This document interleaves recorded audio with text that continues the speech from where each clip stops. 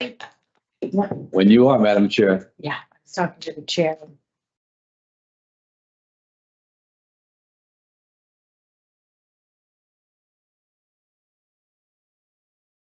Good morning, my name is Parole Officer Martinez. Today is Wednesday, December 3rd, 2025. We're here to protect the town pardons and paroles. The following board members are present this morning and by stating their names on the record, certified they have reviewed all statutorily required documents and available pertinent information in preparation of this hearing. Good morning, Deborah Smith Palmieri. Good morning, evening, please. Good morning, Panel Member Rodriguez. Please state your name and inmate number for the record. Joel Griffiths, 220046. Consideration of the application for Joel Griffiths. 220-046. He has served a sentence of 25 years, execution suspended after 11 years with 5 years probation for 2 counts of sale of illegal drugs, 3 counts of criminal possession of a firearm, and illegal possession of a weapon and a motor vehicle. As of today, records reflect the parole eligibility date of January 8th, 2024. There is no input in this case. The inmate was heard by the board on December 11th, 2023. He was denied parole and a new hearing date was set to December of 2025. The board recommended that the inmate participate in positive programs available and to refrain from obtaining any deal. This last hearing, the offender has completed the following programs. Mr. Griffith has been transferred to Cybolski in his house and change unit. He has completed tier 2, preparing for release, tier 4, CPAR and intensive aftercare. Utilizing the statewide collaborative offender risk evaluation system, the offender's overall score on the XRT falls within the moderate range of risk for recidivism. This is your opportunity to express to the board why you believe you should be granted parole. You may begin, Mr. Griffith. Members of the board, thank you for considering granting my release to parole again. I'm sure you've read the letter I wrote over a period of months that I submitted with my application for parole.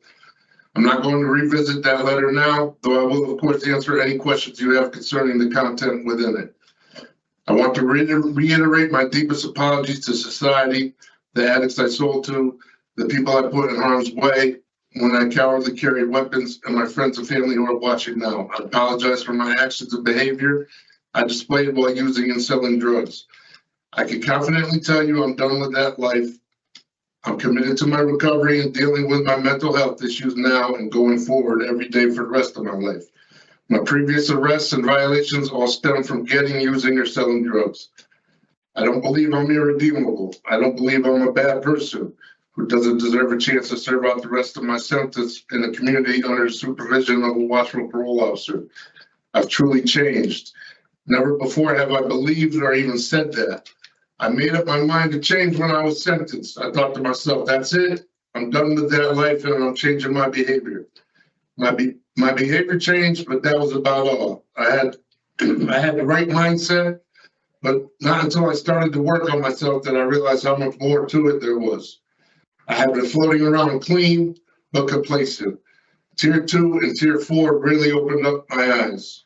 Those programs taught me that I have to work every day on my recovery, to work every day to change the lifelong habits of behavior, excuse me, that went along with and contributed to my using, that I have to be diligent and tenacious every day, fighting for my life and fighting to maintain this new lifestyle I'm living.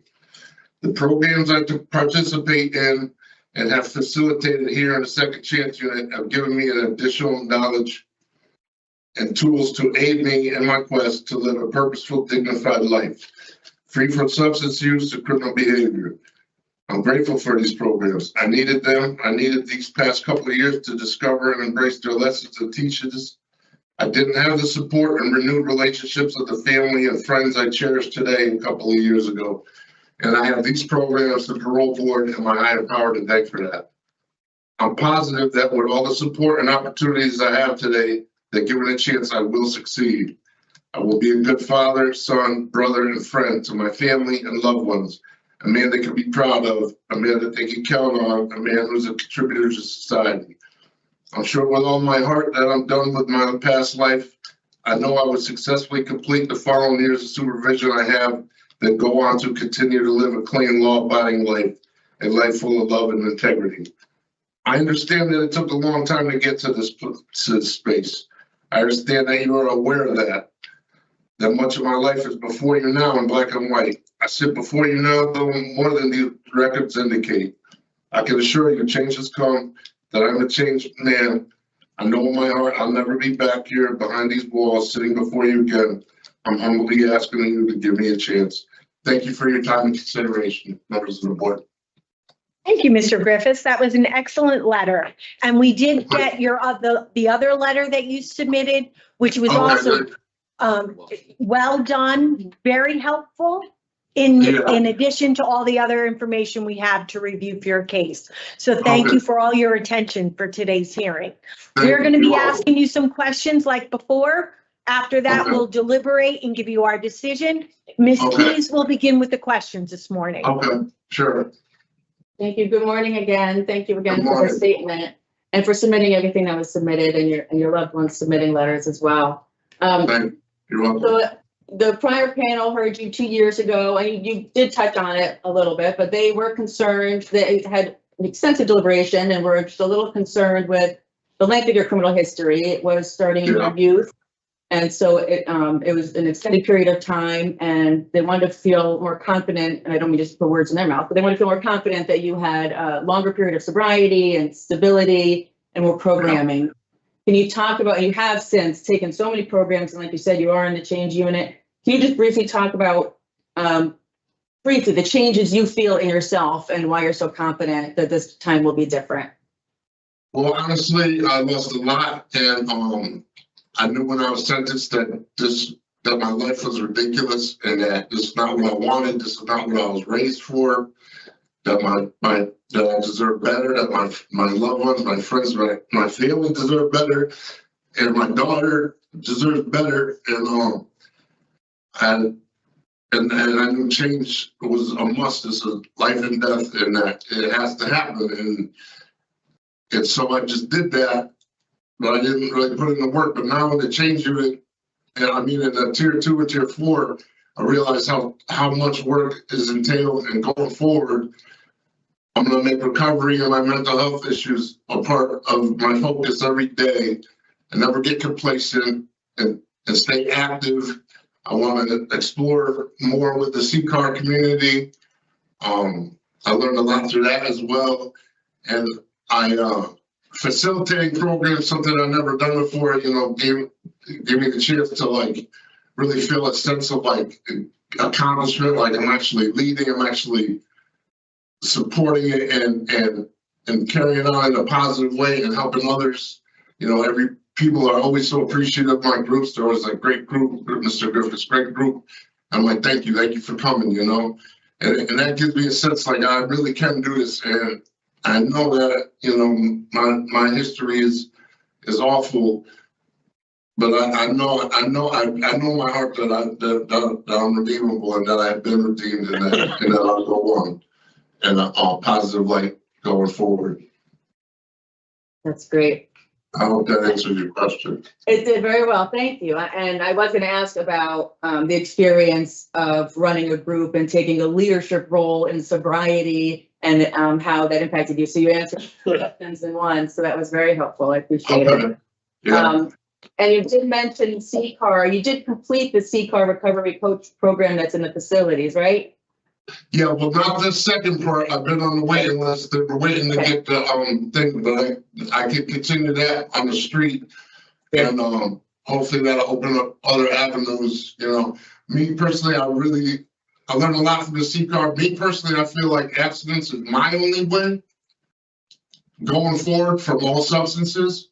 But they showed that a lot of it is about me and the addict where they are and harm prevention, and so that showed me that there's other routes for other people that, and I understand that and can meet those fellow addicts if I'm given the chance to volunteer at ERs or something or hospitals to help them along the road. Excellent. Yeah, I would think, so that's great to hear that. I would think volunteering, even if you can't volunteer with CCAR yet, but it sounds like volunteering had a big impact on you and would help you see just your value that made you such a lengthy. Yeah, please go ahead. Oh, I was going to say, when I get out, I'm immediately to get right into the NA program and volunteer and, maybe do coffee or setup or greetings, whatever they need. You know what I mean? I'm really going to make this a part of my life and my lifestyle, because that's what I'm doing now, and it's really working. I've been clean well over 6 years now, and I have this love and joy in my life that just has been absent for so long, and I don't want to lose that. I don't want to risk losing that. And I feel like if I'm really active in the recovery community, that can only help, That's wonderful. I'm really not going to have many more questions, to be honest, because you have no DRs. You did complete a ton of programs and are in this specialized change unit. You received a lot of support letters, as I mentioned, including an offer of part-time employment, at least to help get you started from a friend of yours. Yeah. That's great. And so your plan is to move in with your mom, and she did submit a letter, and it would be a nice community for you, and you have this part-time offer of employment and friends that wrote in to write support. So your relapse prevention plan, you talked about getting involved with CCAR and going to NA meetings. Is there anything else? You want to get a counselor? Yeah, right away, because I hope that Catholic Family Services is still there. Mental health here told me that if I'm granted parole, we'll meet and we'll set up something that I can seamlessly slide right into when I get out, and I'm hoping that it's Catholic Family Services, if there's still an entity out there, I'm not sure. But if not, I'm going to work with whatever's available and meet with a therapist, hopefully weekly, because meeting with the woman here every 2 or 3 weeks is really good. And I would actually like to meet with her more, but that's the amount of time that they can provide at this time, at this point. And it really feels good to be able to talk to somebody and trust somebody, and just get out what I'm feeling, and Yes. I'm always an advocate for counseling for anybody at some point in all of our lives. So I'm happy to hear that. I think it's just great to have that type of support. I really don't have any more questions. I think you've done very well at, looking at your history. There was concern, but then as I looked at everything you've done, and I read your letter, and I've heard from you and seen and heard from others that wrote about you and what you're going through, I think you're really on the right track. And so I'd like to pass the baton to my colleagues. Thank you for answering my questions. Thank you. No So, problem. Thank you very much. Mr. Griffith, I just want to follow up on one area that was talked about in some of the reports that were submitted and comments by you about playing high stakes poker. It seemed at one point that was how you were supporting yourself. And I guess in all our discussion, in all your discussion with my colleague and what I've read, I'm interested to know how you think that impacts your mental health. Well, the thing with I don't know what you have it, but it wasn't high stakes, but it was poker. And I haven't played in years. And I don't think that's a path that I know that's not a path I'm not gonna go down in the immediate future, because there's a lot of drinking and the nightlife that goes with it. And it's just a danger to me, and it's really not worth it to me going forward. But I did enjoy the game. I haven't played since I've been in, and I did use it to support myself because I was pretty good at it. Because I only played Texas Hold'em. I learned the game, and I was pretty good at it. And it was a way of legal means.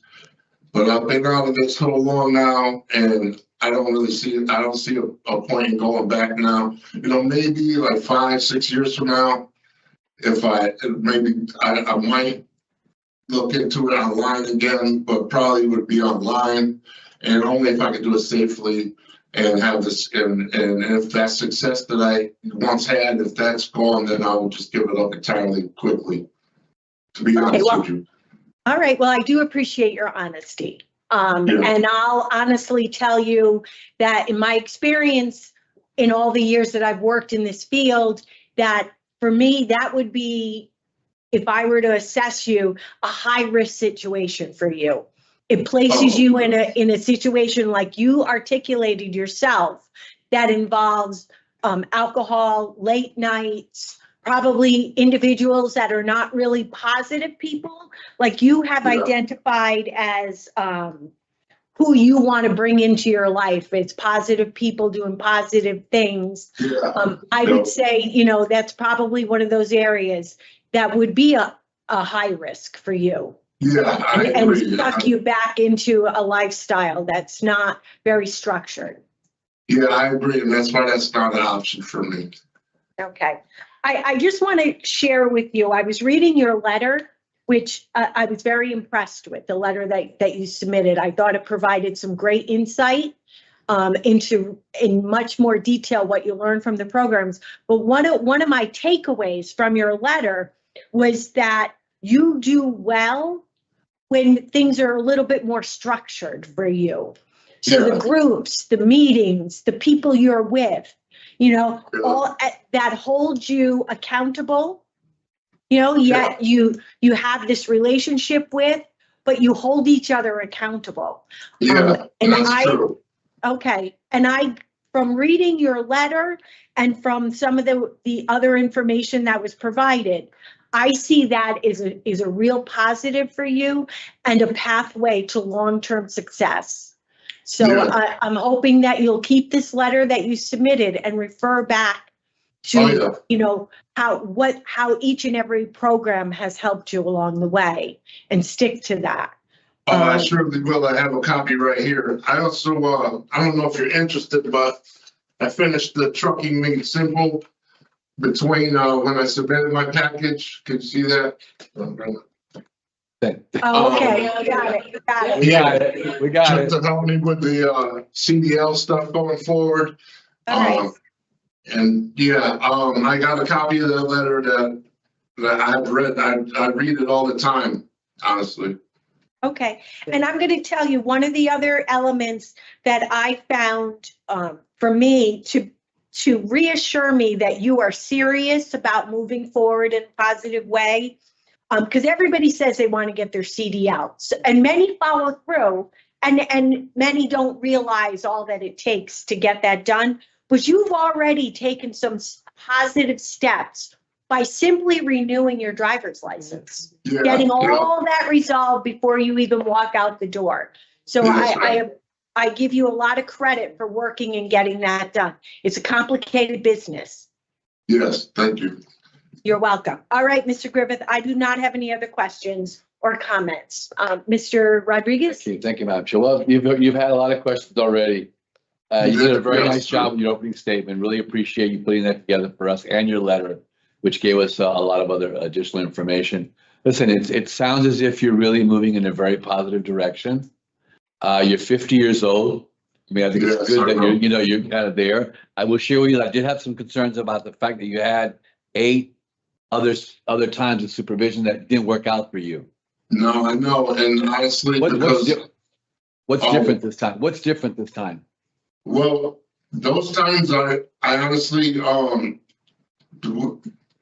was actively using, and that was a part of my life, and so I would constantly violate because I just couldn't. I didn't see a way of not using, and therefore then to support the using, doing the things I did. But so really, honestly, it was because of the youth. I chose to keep using and living that lifestyle then, and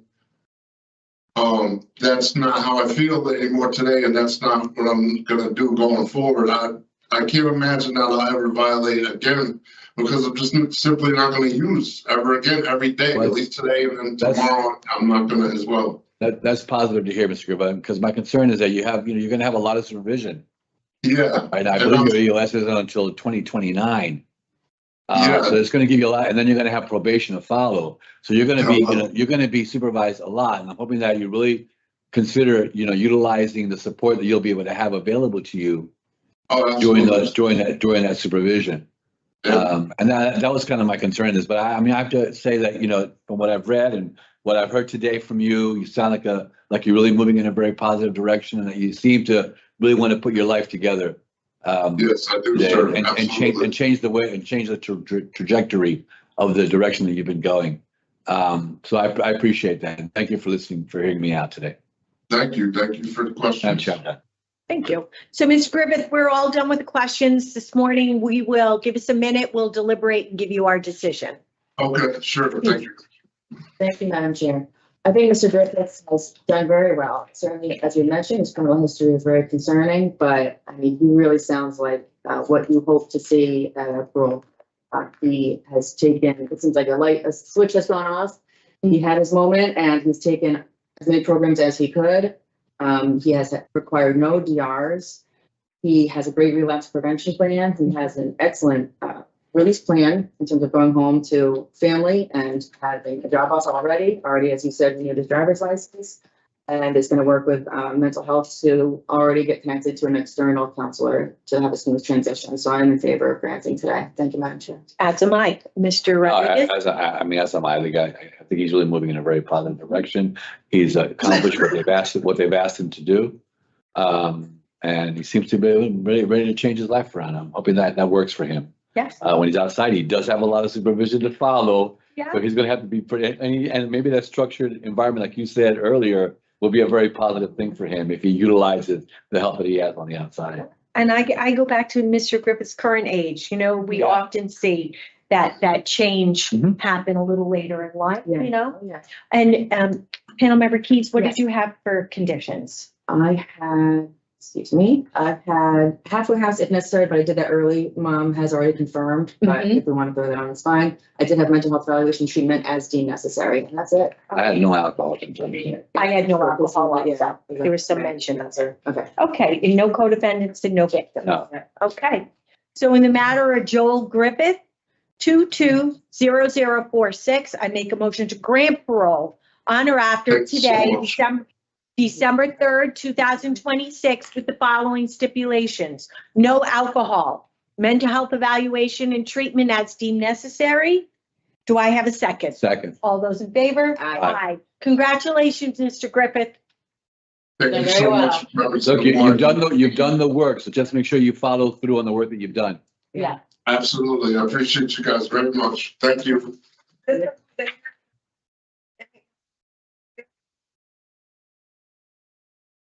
Have a great holidays too, huh? I guess. Thank you. Thank you.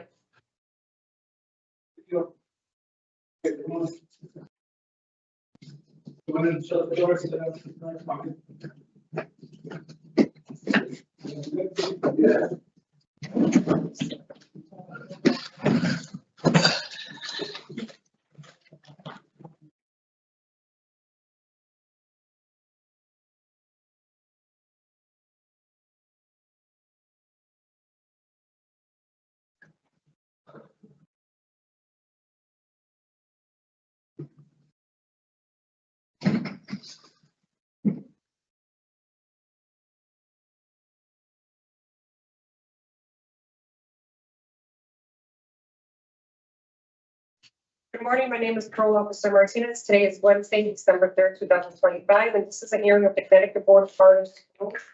Following board members are present this morning, and by saying their names on the record, certified to all statutorily required documents and available as pertinent information and preparation of this hearing.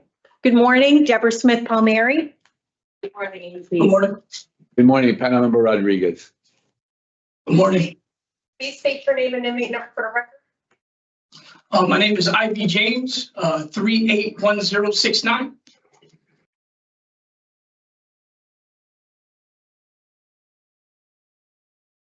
This hearing is being conducted in consideration of the full application for Ivy James, inmate number 381069. He has served a sentence of 20 years, execution suspended after 10 years with 5 years probation for 2 counts of possession with intent. As of today, records reflect the parole eligibility date of April 11, 2026. There is no victim input in this case. There is an offender accountability plan for the offender.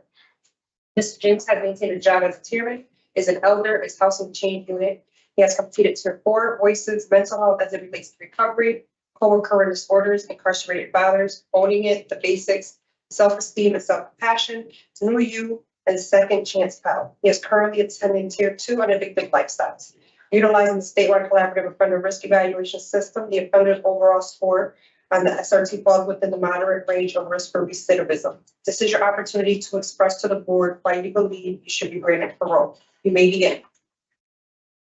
Good morning. I prepared the letter. Good morning to all the parole committee members handling my case. I want to thank you for the time you took to review my case. I imagine that the decision to grant parole is not deliberated lightly. Therefore, I can assure you I've spent my time as an inmate given the same, if not more, attention, focus, and analyzation to the true weight of my illegal activity that led me to prison. I take full responsibility for those past actions, and I accept that those choices were mine and mine alone. At that time of my life, I was living the wrong way. My selfish desire of false riches and short-term goals of immediate gratification have rippled to the utmost adverse effect in my community. People's lives were ruined prematurely, and others are now permanently scarred. I now know and understand how serious and dangerous that was, and I regret that deeply, and I'm sorry. Since my incarceration, I've dedicated myself to change and to my recovery. I made the decision to enter the Tier 4 program because I wanted to confront the choices and thinking patterns that led me here. In Tier 4, I learned to pay attention to the small things and get the details right.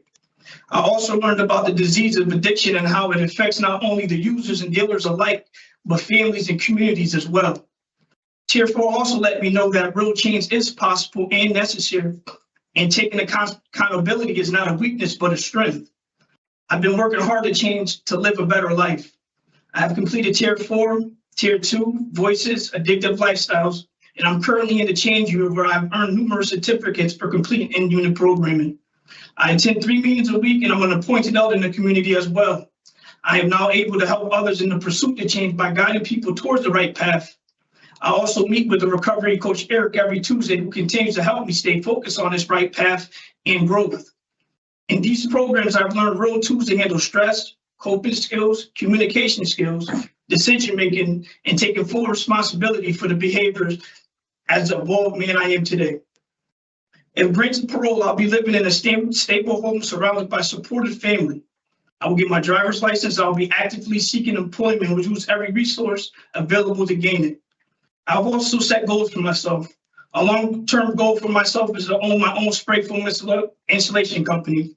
Alongside that is to work with the youth through sports. I would love to help guide the youth and help them not make the same mistakes that led to my incarceration.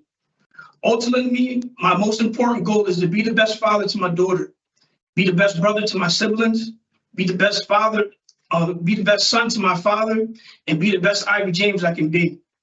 I understand parole is a privilege, not a right. I'm not the same person I was when I came to prison.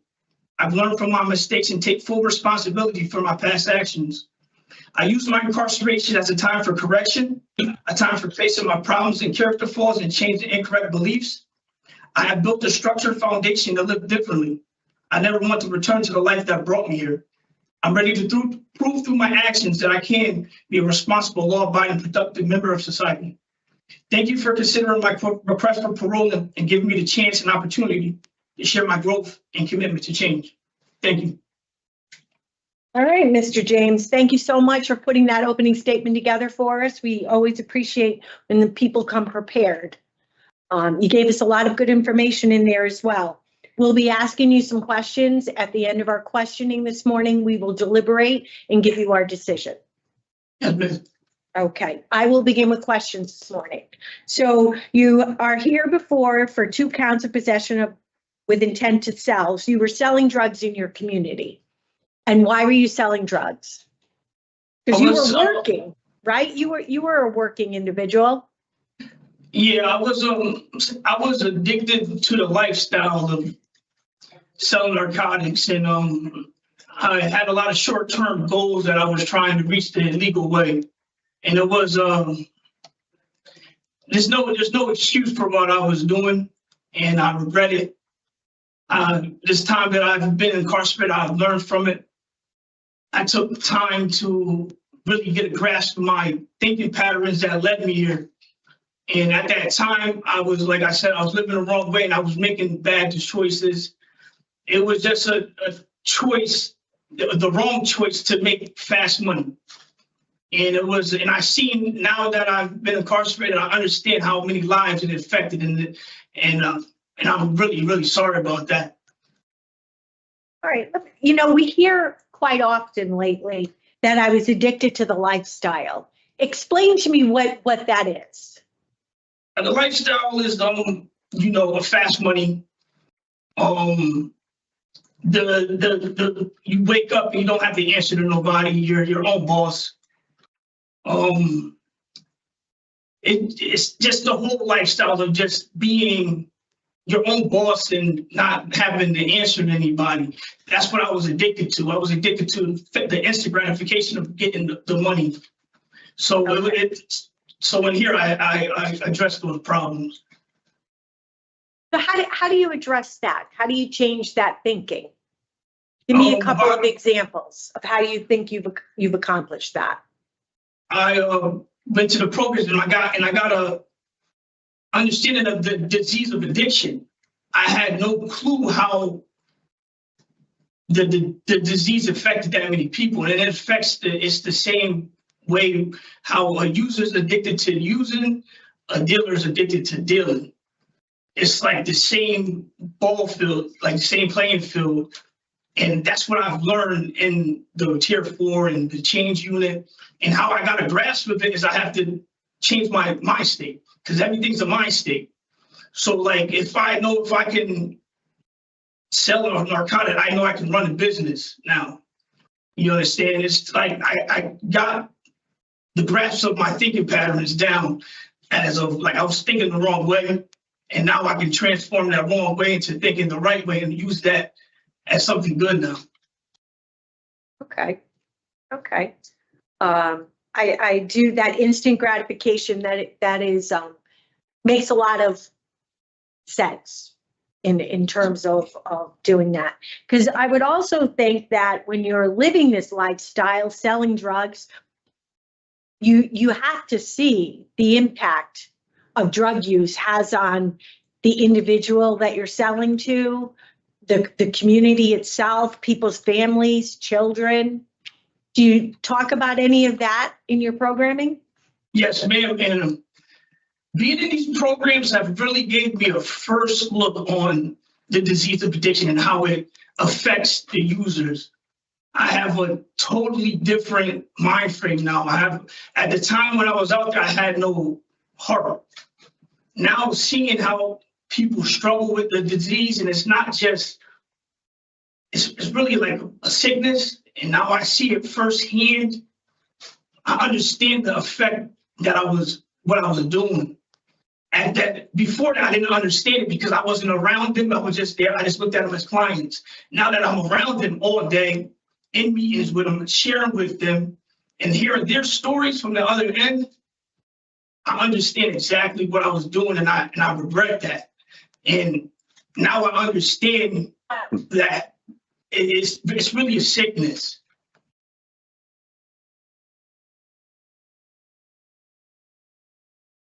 So you have this plan.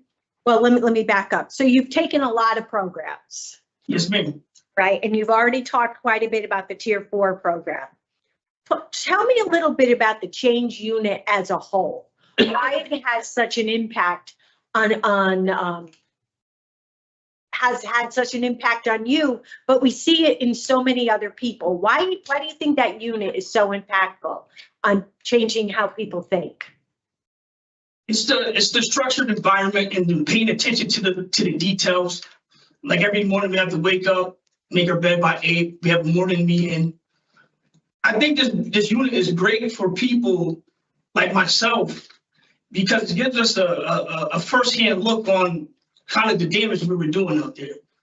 And if you have a heart and if you're human, you will have to change when you're in the change unit. Because you follow the little rules that's going to lead to when you get out there to follow the big rules. So if you follow the little rules in here that are rules amongst rules, I think it's building character, it's building a structured foundation for success. And this program has helped me out a lot. It keeps me out of trouble, keeps me focused, because I could really be in a unit where there is no structure and I could be around the BS, excuse my language. But when you're around like-minded people how they say if you're around 10 millionaires, you'll be the 11th millionaire. If you're around people that want change, you're going to want to change. And so like, that's what I got from this unit. It's like, I'm around people that want the same thing.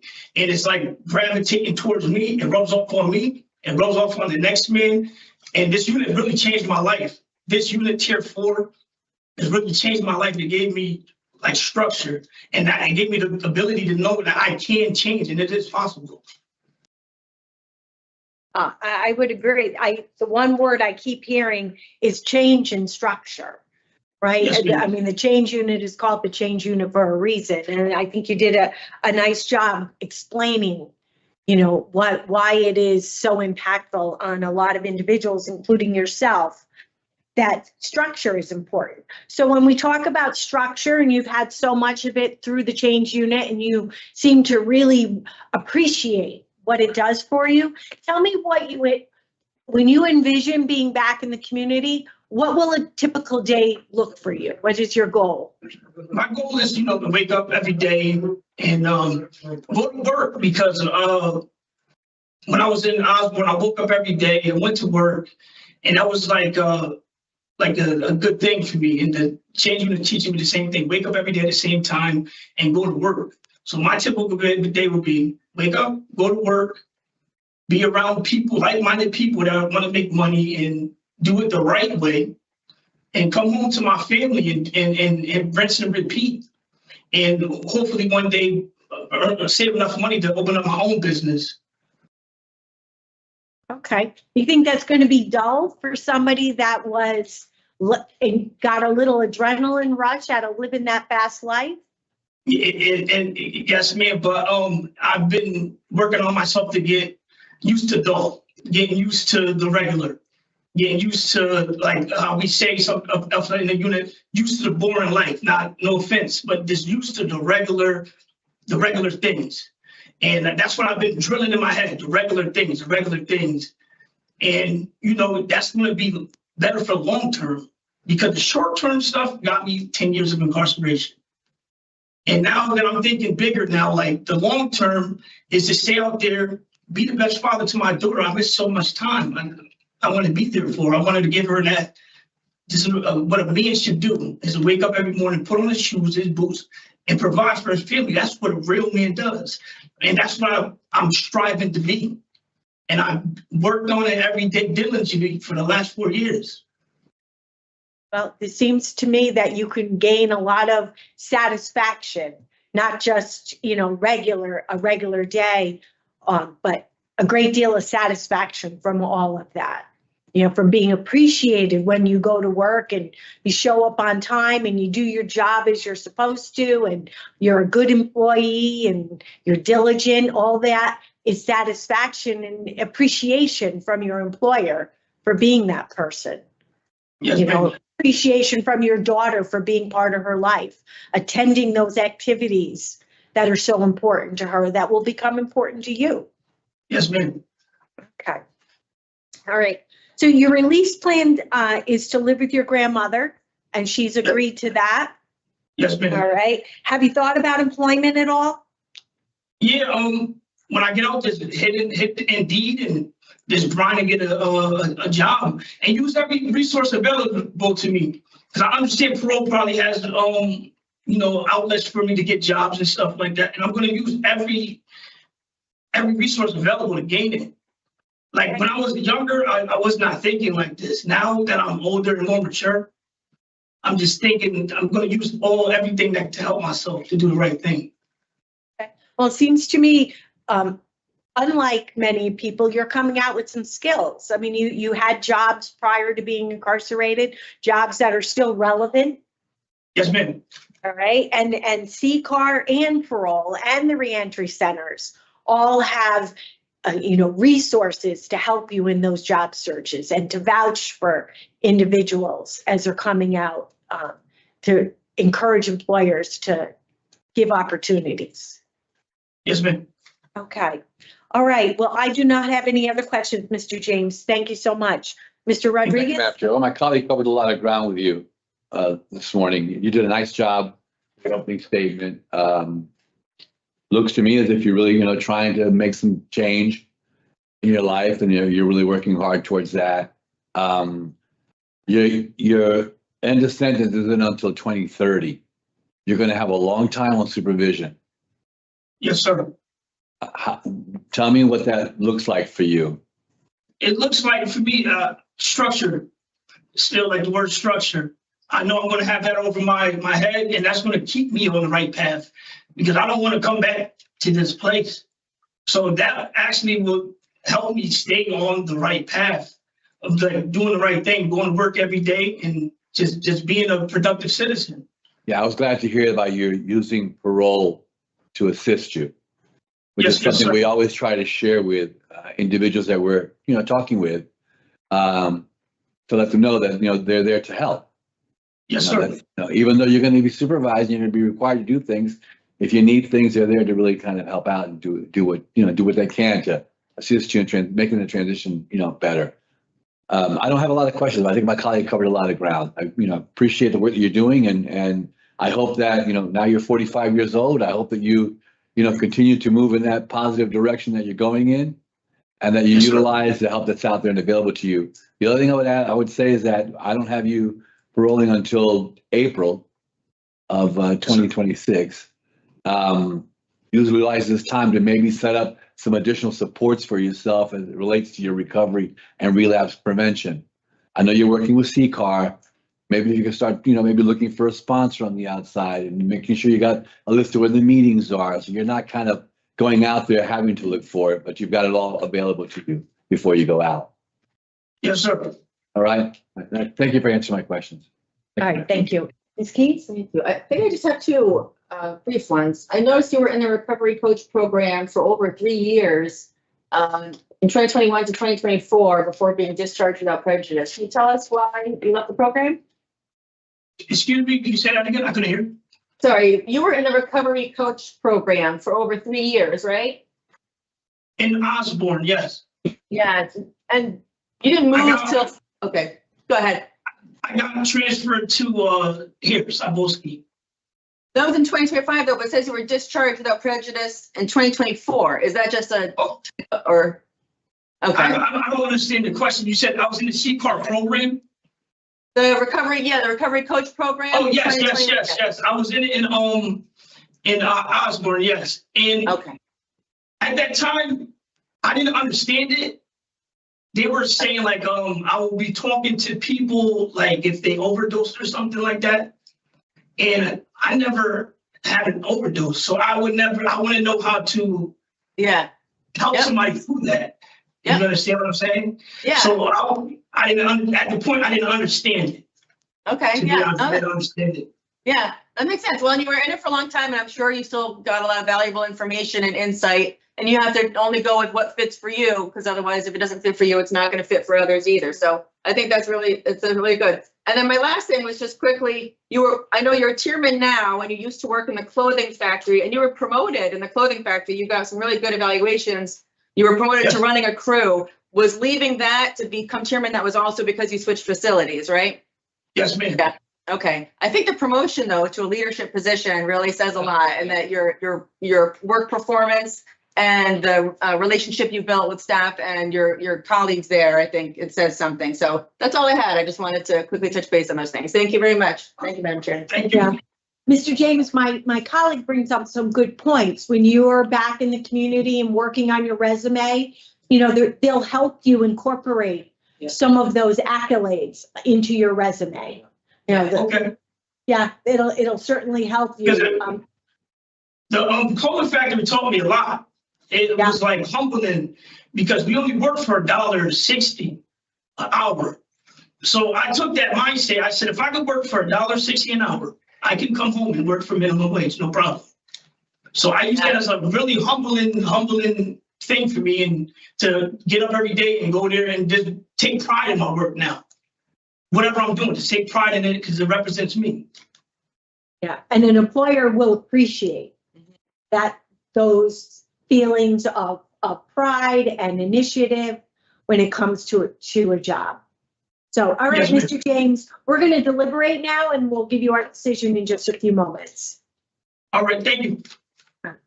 So I'm very impressed with Mr. James, but it seems that he's made an earnest effort to not only do programs, but change his behavior. I thought that he was able to articulate how he thinks the programs help change his behavior, how his behavior has changed his thinking behaviors.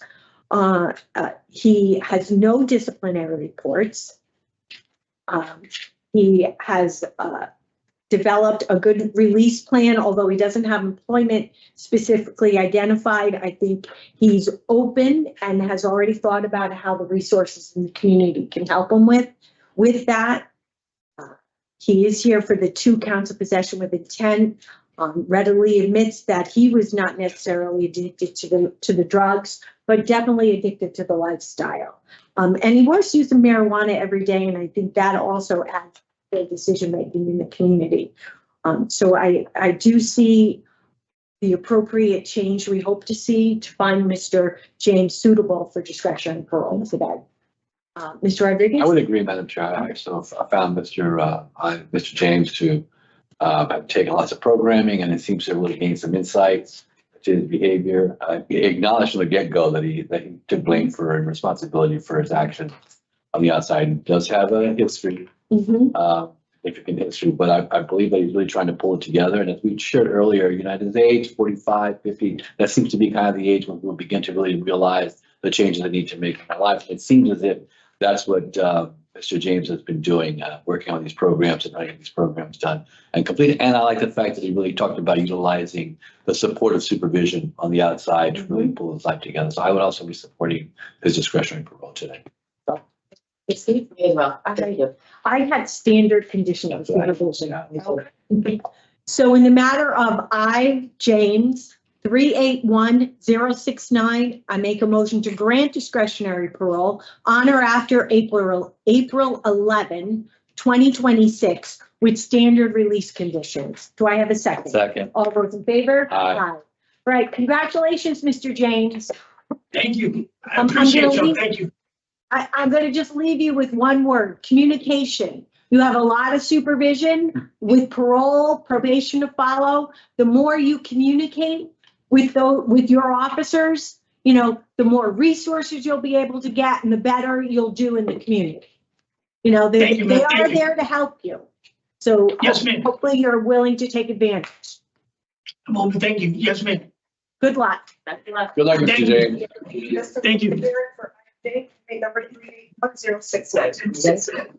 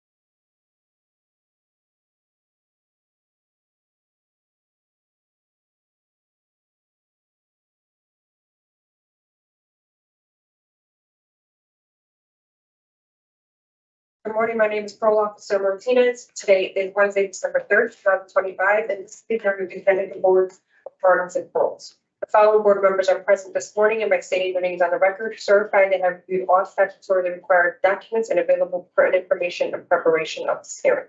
Good morning, Deborah Smith Palmieri. Good morning, Eileen Keyes. Good morning, Panamember Rodriguez.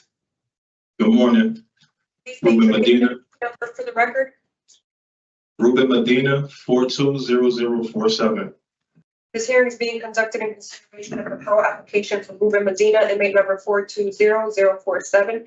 He is serving a sentence of 5 years jail for criminal possession of a pistol. As of today, record reflect a parole eligibility date of May 11, 2026.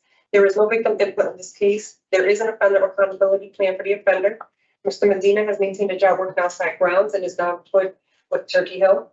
He is housed in the change unit and is a peer mentor within the unit. Mr. Medina has completed C-card, Tier 2, voices, smart recovery, addictive lifestyle, life skills, co-occurring disorders, release and integration, owning it, the basic self-esteem and self-compassion, new youth, domestic violence, socialization, stress management, and preparing for release.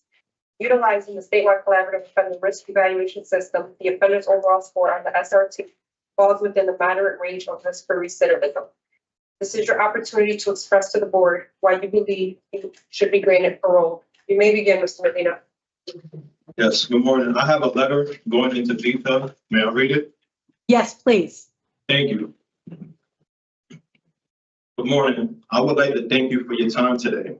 I understand parole is a privilege and not a right. So thank you very much for the opportunity to speak with you today. I want to begin by taking full responsibility and accountability for my past decisions. I recognize the harm and disappointment my decisions have caused, not only to others, but also to my family and my community.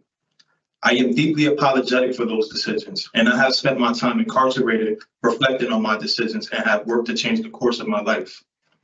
Guns are dangerous and can become even more dangerous in the wrong hands. My drug and alcohol addictive lifestyle made me become a danger to myself and others in my community. My selfish and careless acts put strangers and people I love in harm's way. I received a 5-year sentence for my reckless behavior, and it has given me the time to reflect on the man I was and the man I've become. 2 years ago, I entered DOC ready to make the best of my circumstances. During this time, I've committed myself to personal growth and self-improvement. I've committed myself to personal growth and self-improvement. I'm sorry, I'm nervous. Okay.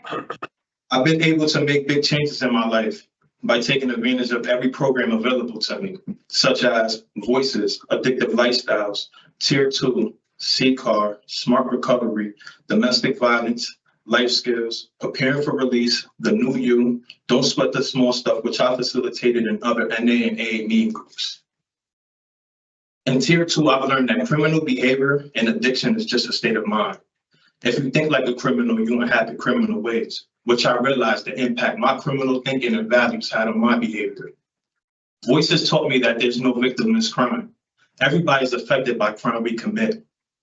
Addictive Lifestyles and Smart Recovery and NA and AA groups within the change unit have taught me that part of my previous life was fueled by addiction, which is something I recognize and have no interest in, which helped me remain DR free. I now have a strong desire to have more control over my life and peace. Thanks to these programs, I see the importance of having a structured plan for my life. I now have the skills and the attitude to succeed in life. To ensure this, I took time to structure a reentry plan so I won't fail. Upon release, I have a strong support system in place that includes my fiance and family who will help me transition successfully. I have housing and employment at City Line Distributors available to me, and I will be following up with C-card as a part of my recovery and helping other people in their recovery as well. I will also be following up with Domus and Project Longevity to participate in programs in the community. I have taken a hard look at my life and the circumstances that brought me to prison, and I've learned from them. I am always trying to improve myself and learn from my past mistakes. And I believe I've developed the tools, attitude, and behavior to live a good, productive life. Thank you. Okay, Mr. Medina, thank you very much for that. You touched on all the programming, your lifestyle, your behaviors. Well done. Well done. And I know you said you were nervous, but you did a good job with that. Thank you. Okay, so we're going to ask you some questions this morning. After we're all done with our questioning, we'll deliberate and we'll give you our decision. So Okay. are you ready? Yes, ma'am. Okay, Mr. Rodriguez will begin with our questioning. Thank you, Madam Chair. Yeah, Mr. Medina, that was really good opening statement. Answered some of the questions that I already had to ask you about your programming. But what I will share with you is that the concern coming into this for me was the possession of a weapon, obviously. And it wasn't the first time. And those two things concern me. Because, I mean, I'm sure you already know, you're a young man, you're 28 years old. There's a lot of young people out in the streets right now being killed by guns. Yes. Right, and so this charge for me, really concerned me. Why were you carrying, why did you decide to do these things? Honestly, I was making poor choices. I was living the wrong life, living in the wrong lifestyle, surrounding myself around the wrong individuals.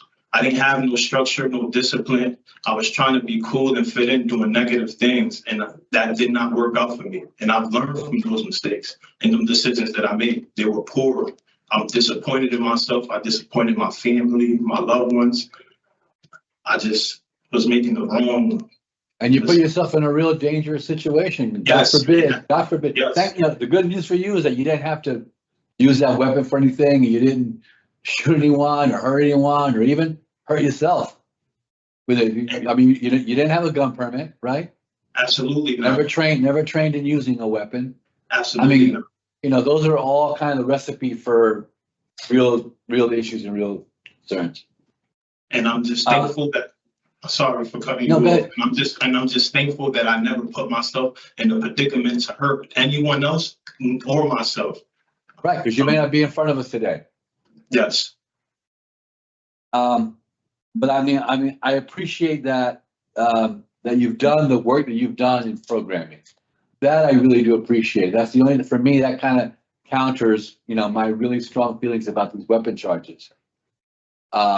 It seems to me that as a young man, you've really kind of, start to put your life together. Because it's hard for young folks to kind of get involved in these things, and they don't see kind of beyond in the future. It seems like you're kind of at least thinking about that, moving yourself ahead. I'm hoping these programs did, give you the insight that I'm hearing from you.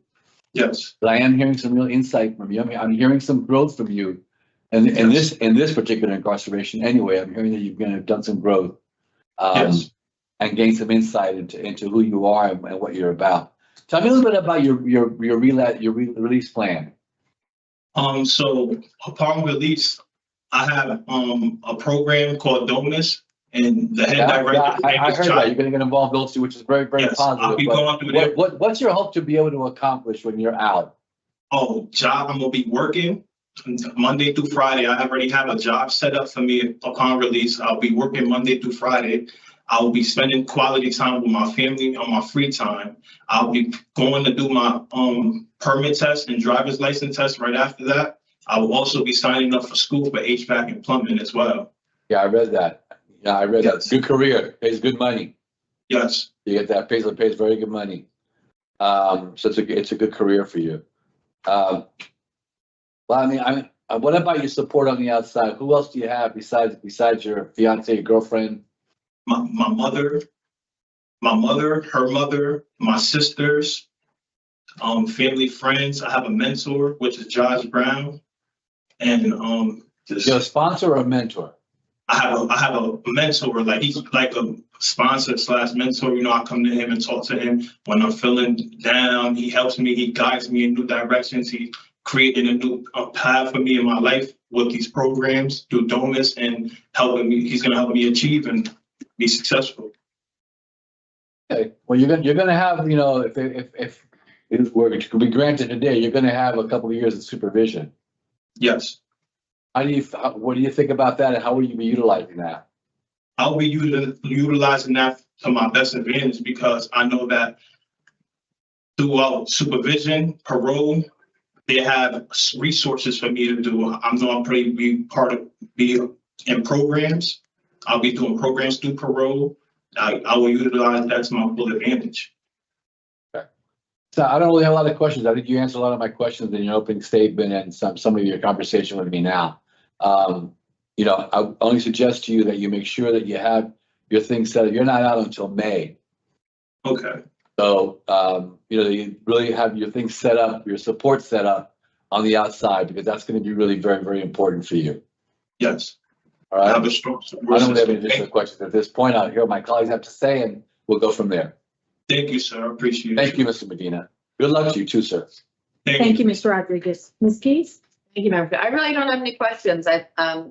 Looking at your performance and hearing from you today, I think you're doing really well, and you have good connections in the community to help support you as you transition home. And so really don't have any questions today. Thank you. Thank you, Madam Chair. Thank you. Thank you. So, Mr. Medina, I want to follow up on two things. So you were on probation when you committed this new offense. Yes, Okay. How long were you on probation? for approximately almost 2 years, I believe. Okay. So you must have been doing okay, right? Yes, I was Getting along probation. So Yeah. why would you fall back into this criminal lifestyle when you seem to be doing okay on probation? I honestly got distracted. I came home and I was back in the same environment. The difference between this time is that I'm not living back in that environment. I don't have those contacts with those individuals that I was involved with. I don't have those type of people around in my life. So I know this time around, I would not have no slip ups, no nothing. And throughout this incarceration, I learned structure. I learned discipline. Okay. I mean, I do think you have an outside clearance job at Turkey Hill. You wouldn't have that if you weren't doing well, if you weren't Yes. trusted. Your release plan is to go to New Haven. Yes. Now, Domus is down in Stamford, isn't it? Yes, but they have programs in Norwalk and Bridgeport as well. Okay. It branches. Were you involved with them before? So when I caught the case, I was out on bond and I got involved with them while I was going back and forth to court. Okay. Okay. So I'm already involved with them. And when they told me when I come home, I could start off where I left off and complete doing programs. They have virtual programs as well. And they pay you for doing programs and they'll set you up with a job and they'll pay you minimum wage through the program and I'll be working. So. Okay. All right. I Yeah. think that's good. You're right. Okay. And Project Longevity, why Project Longevity? Because I'm a part of C-Card. I finished C-Card and there's a gentleman that comes into this facility every Tuesday. His name is Eric Providence. And he sat down with me and I explained to him my plan and then explained to him like how much I've changed and how much I don't want to be around negativity. And he brought up Project Longevity and gave me a card and it's through Clifford Beers and they will link you into them and they will show you and you will have programs, I guess, and I'm going to contact them as soon as possible. And if I'm granted parole today, I will bring it up to whoever my PO is and try to get in contact with them as soon as possible. But I have the actual number in the card through Clifford Beers. So that's the outlet he told me. Okay. All right. Project Longevity also has a lot of support, a lot of good programming, the support groups themselves. So your age is the perfect age for those programs. Okay. You know, you are a good demographic for them in terms of, being mature enough to appreciate and take advantage of the support. Thank you. What do you think is going to be difficult for you? What is going to be difficult for me? Probably just the adjustment in a new environment, even though it's for the better. It's a great thing, and I'm just going to have to get back adjusted with society, being away for 2 years, but I'm ready for it. And I'm just happy that I have this opportunity. Okay. Yeah. All right, Mr. Medina. Nice job answering those questions. All right, so we're all done with our questions this morning. We'll deliberate and give you our decision in just a couple of minutes. Mr. Rodriguez? Thank you, Madam Chair. Well, as I shared with him earlier, I did have concerns about his weapon charges. Mm-hmm. They're very serious, and what's going on in the communities today, it's a very serious thing for And me. he was on probation for a And weapons he's on charge. probation for the weapons charge as well. But having said that, Mhm. he's done some really good work. Yes. He's Mhm. really involved himself in a lot of programming, Mhm. which we always hope to see, especially for a young person, to Absolutely. kind of get involved. Sometimes they don't go right away. He's going to have some time on supervision, Mhm. which I think will be very positive for him. He seems to want to get involved in those kind of entities and organizations that will help provide some additional resources Yes. for him. He's acknowledged his addiction to drugs for the lifestyle, and I think to some what he was using on the outside at that point, which wasn't a whole lot from what I could see. But he's working on that as well. He has a mentor that he's dealing with on the outside. I'm going to be supporting his discretionary parole today. That will allow him the opportunity to have the supervision and the support he needs on the outside to kind of at least continue the path that he's currently going on. So that's right. All right, thank you. Ms. Keats? I am as well. Okay, and I am as well. Mr. Rodriguez, what do you have for conditions? Doesn't about alcohol. I did have no consumption of alcohol. I did too. He's got a sponsor, so there's no need for a halfway house. He was a 2 for mental health. I don't have a mental health evaluation on him. I mean, I don't know. I really don't have a whole lot, and then it's just standard condition. Okay. Do you have anything? My only question was, and I'm going to direct this to Parole Officer Torres. The address, Martinez, sorry. The victim, in the case that there was an unconditional discharge for, seems to be where he wants to sponsor to. Yeah, so do you think that we should do a halfway house just in case?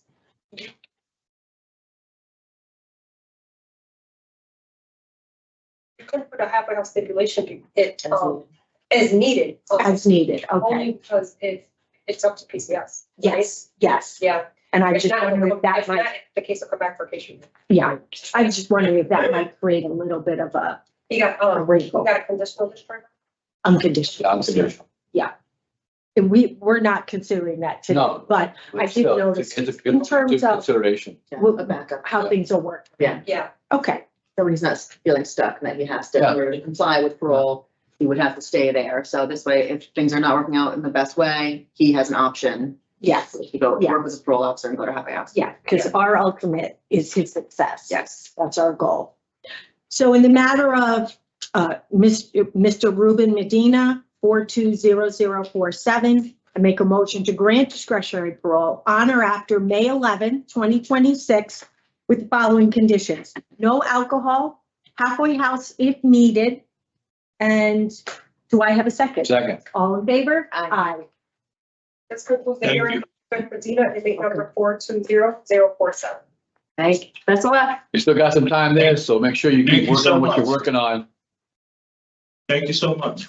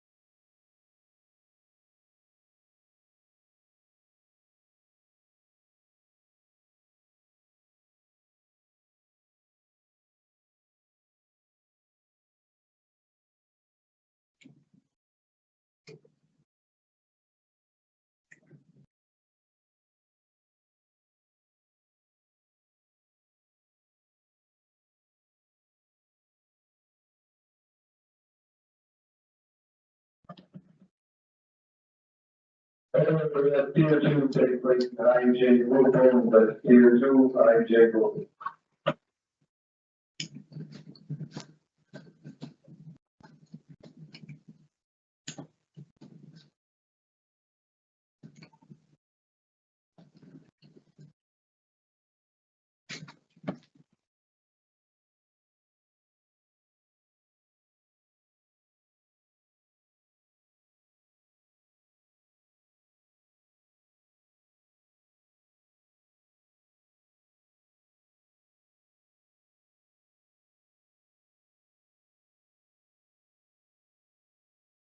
My name is Parole Officer Martinez. Today is Wednesday, December 3rd, 2025, and this is a hearing of the Connecticut Board of Pardons and Paroles.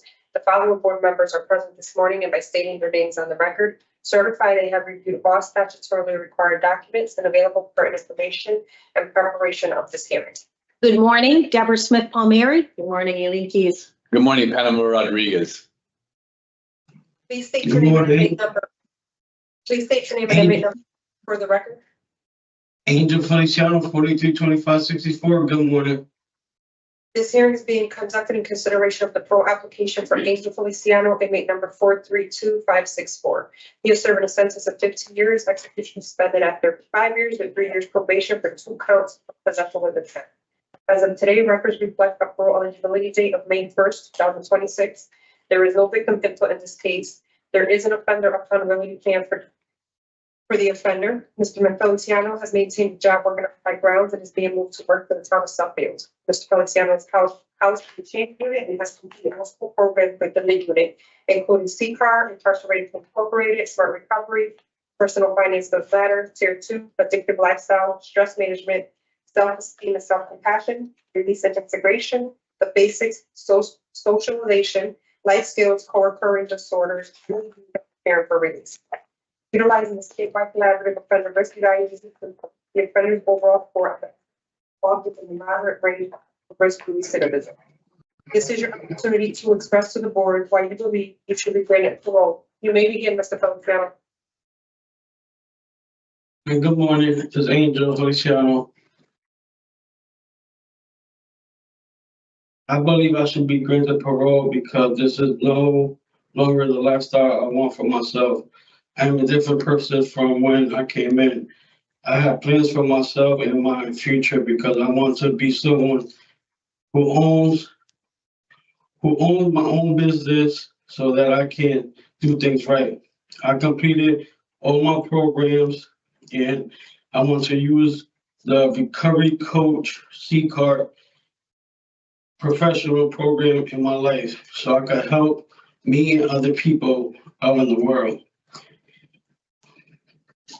Most important, I have a few really good jobs opportunity waiting for me for when I get out of here.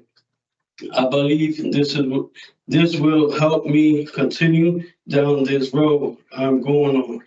I regret my decisions and want to live out a peaceful life. Nice.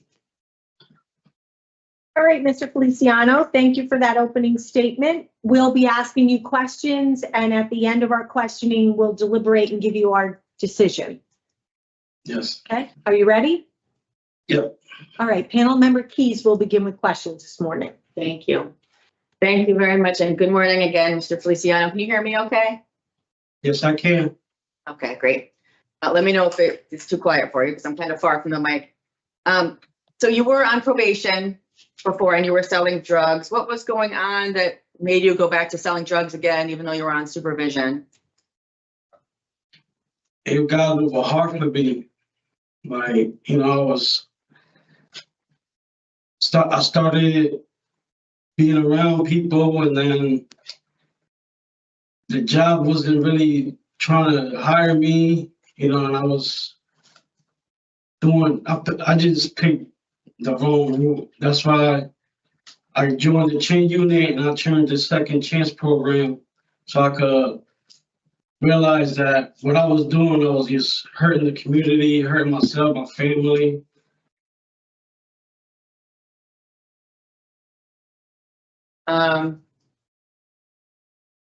How do you plan to work with your parole officer if you're granted parole? Going to my programs that they assigned me to help, go to C-Card, because I'm really interested in C-Card, so I could help people and I can get the help too, because it goes both ways with that program. Yeah. And complete the little business I started, because I started a landscaping company before I got caught up in all this mess. And I was already working, cutting lawns. I had little houses and daycares at school I was cutting lawns for and cleaning up. And then the storm came by and stopped it all for now. But that's what I'm trying to go do again. Yeah. I remember reading that. So it's nice. It's a shame, you know, that you're like that long-term thinking, you're kind of meeting the needs in the moment by selling, but your business was growing. Sounds like it was doing pretty well for having been a new business, and then you lost all that, would have to start over in a sense of getting your clients back and everything. So hopefully that long-term thinking is something you'll consider now. You are in the change unit, like you said, you remain trouble-free, you don't have any DRs. And in the change unit, you work your way up to mentor, right? Yep, I was a peer mentor. Yes, I was. So what was that experience like for you? When I first got into that dorm, you know, I was still young-minded, and then I started getting in the flow with it, like to help others and talk to others about they problems they had. Like some people had, you know, drinking, driving. Some people did for drug use there. Some people was anger and all this stuff. So I got the hang of how to work with people that need help. And I found out that I needed help too. So that's why I got in that program, because I knew I needed help. So it worked for me. And that's why I joined C-Cart. And they gave me the chance to be a coach. Nice. So yeah, can you talk about your work with C-Cart? You brought that up a lot. It sounds like it's really had an impact on you. Can you talk about the impact that's had on you? Yeah, it did. It helped me a lot. Like I could tell by the way I talk now, the way I think about stuff.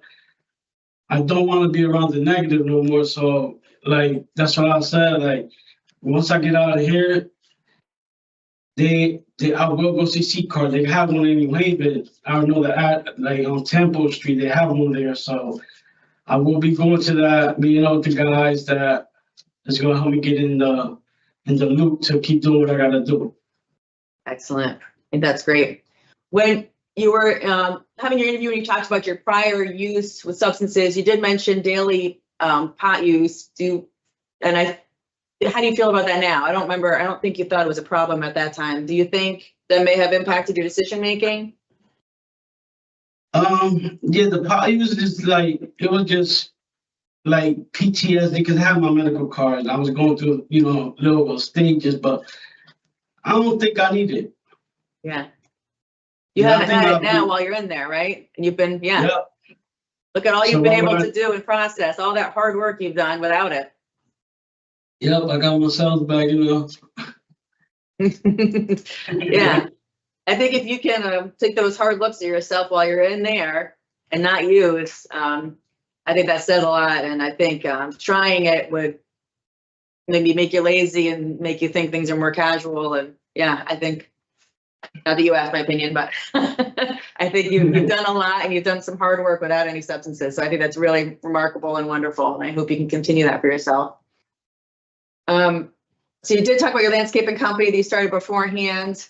And now in the facility, you've been entrusted with working on the grounds, right? We're leaving the facility and working on the grounds. And then have you started working in the town of Suffield, or are you about to start? Yeah, I'm about to start in like next week because somebody just went home from that spot, so they gave it to me. So, and then I've been working on grounds for 8 months. Okay. And so now they put me in Suffield to work over there with them. Nice. That really says a lot, you know, in our eyes too. But does that say something to you that they're entrusting you with that? Yeah, I have a lot of CEOs and people in here that trust me. And you know, I'm not, like I said, I'm not in here to do good for them. It's for me, really. So I know that if I could work out here for whatever they pay, I could go home and work and to run my business the way I gotta run it. I don't gotta look at the past. Nice. The past, Yeah. I can leave that behind. And you do, speaking of work, we did receive a letter confirming a job offer in the trucking transportation industry. So that's really helpful. And you'll be able to get to and from your job from where you want to sponsor to, right? You have transportation and be able to get there? Yep, Great. I have a valid driver license, and the the guy that wrote that, he said that as soon as I get released, he got a job for me, and That's excellent. That's great. I don't think I have any questions. You've answered my questions, and we received a lot of information in advance, which of course helps us to prepare. So I don't have any more questions. Thank you for the conversation. Thank you, Madam Chair. Thank you. thank So, you. so Mr. Feliciano, I agree with my colleague. You've done some really great programs. Being in the change unit affords you an opportunity to do even more programming, to really give you an opportunity to think about your lifestyle and your behavior and, why you were selling drugs. So I think that you have done really well. You have no disciplinary reports. My concern today is that you were on probation for selling drugs when you got arrested on these new charges. When I go back, I was on your parole hearing in 2020 when we paroled you on those charges that you were on probation for. And when I look back, you said a lot of the things at that hearing that you said today. You had, you had goals, you had seen the light, you were going to go back and live with your mother, you had a job. So when I look at some of the dates, you were on parole, you finished parole, and you were on parole for almost 2 years. Then you were on probation for almost a year. So tell me how things fell apart. Tell me how you get back to where you are today. And my side, it was because I was around the wrong people. Like I got like, how can I say it? Like, being around the wrong people got me the wrong paths to do the same stuff I was doing. So now that I went to these programs and I did what I did, and I'm a bigger person, and now I know what I was doing wasn't even good at all. So I just ain't dealing with them same people I was dealing with that got me back the first time, got me back this time. Well, I'm still interested though. Were you doing this while you were on parole and probation and just didn't get caught until, later on? No, I was not. I did parole. I had like a side job. I was working on cars and working under the table and stuff. I was doing car loan. That's how I started. I was like, I want to start my own business because I started doing little yards and stuff around here and there. And then it got kind of like iffy for me, like you could say slow. And then I got around the wrong people. They just put stuff in my head and I was like, yeah, whatever. Then got me back in the situation again. All right, a couple of things I hear there is I hear a lot of unstructured time. You're a young person, you're only 32 years old. And, you've been at this since you were in your mid-20s, maybe before. So, when I look at before, when you were before us for that parole hearing, and I look at now and the time in between, and listening to you, there's just not a lot of structure to your lifestyle, right? A little bit of jobs here under the table. I hear that you have a job offer. Tell me what you hope a typical day in the community is going to look like for you. If I make it out, my very nice lifestyle, like I said, go to work, go to the gym, get my health right, be with the family, don't be around the negative. And one thing about me that it was hard for me, I never liked to ask for help. Now I learned that I could ask for help and there's always somebody there that's gonna help me on the right way. You know what I'm saying? Like I could ask my brother's boss for a job or something, and I know that they're gonna help me. they're not gonna tell me, no, go do what you want, or no, we can't help you. I learned that it's okay to ask for help. So that's one big thing of me that I fixed on myself, that I can ask for help and it's okay for that. Back when my last time I was in jail, it was hard for me because I don't like asking nobody for help. I just take stuff how it come when I go do it my way. But no, I learned how to ask for help. And since I've been asking for help here and out there, I see that my life been changing and my mindset been better than what it was when I first came in. Okay. All right. Well, I can take that. No, I can accept that it's hard to ask for help, especially when you're a young person. You know, you think you can do it all on your own. You're still a young person, but a little bit more mature, right? Your brain's fully developed. You've had a little taste of running your own business. You know how important it is to be a good worker, and you must be a good worker if they're offering you an outside clearance job. Yes. I want you to do well in the community. I'm going to say it again because you're such a young person. Going to live with your mom, is that a supportive environment for you? Yeah, that's one of my big supporters there. Like my mom, my dad, my brothers and sisters. They know I talk to them every day. I tell them what's going on, like what I want to do, and they're to support me for that. Like the same way I don't want to come back. They don't want to see me come back, and I don't want to go back to my old path. Like I said earlier, I leave that behind because, like I said, I want my landscaping company running for. I wanted to get popular and wider for everybody to know that what's going on. That I did it. I got a little niece that I want to show her that we can do everything right. We don't need to go the negative way. We can just stay in the positive way, the right road. Yeah, you can definitely be a positive role model for your niece and others. Yeah. And are you going back to your landscaping business, or do you have a different business?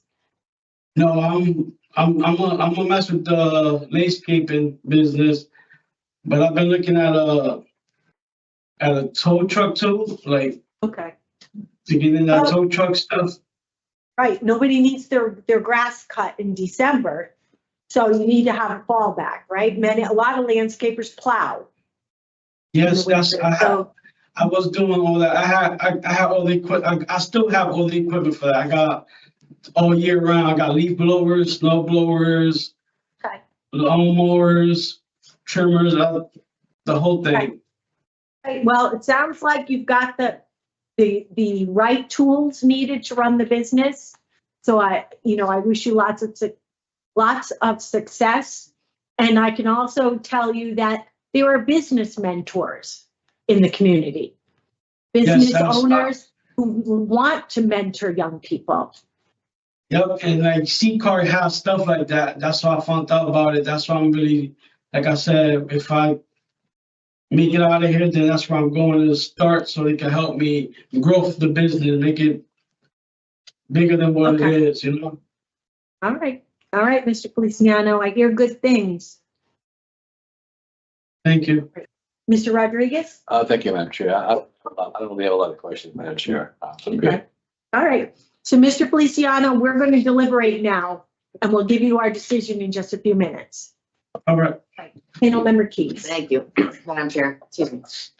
Mr. Feliciano has done very well. We certainly did have a concerning history. Those concerns are, of course, quite valid. But he does seem to have done well in the facility. He has remained DR-free. He's completed a ton of programs. He has a pretty good reentry plan. He has a sponsor. He has a part-time, this is part-time job offer. No, sorry, full-time job offer. While he's then rebuilding his own landscaping company, as you heard, he has the equipment all ready to begin, be able to hopefully start building that back up again. He has the connection with CCAR already, and I really think he's done his research. I'm in favor of a grant today. Okay, I am as well. Mr. Rodriguez? I am as well, for basically the same reason. I think he really needs to be on top of what he's planning on doing, and he needs to stay on top of it, but I'm also supporting it. Okay. And panel members, Keys, condition? I just had him a standard. Okay, Am I missing anything? I had the same. Okay. And Mr. Rodriguez? Same thing. Okay.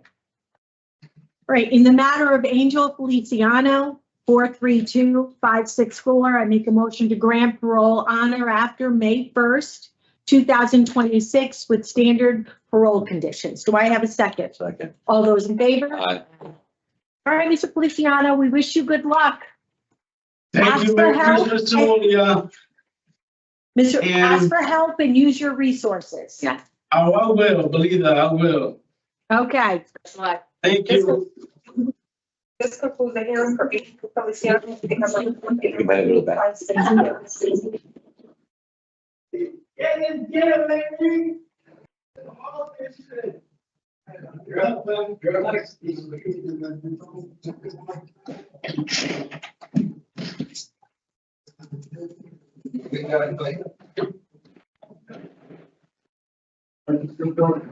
Sure, thank you.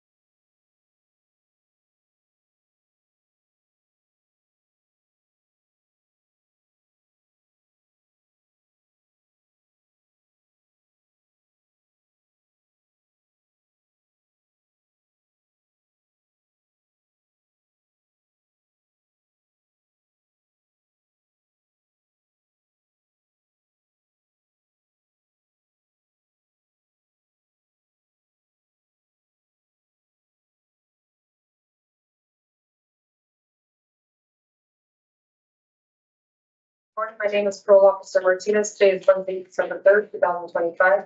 This is the hearing of the Connecticut Board of Pardons and Paroles.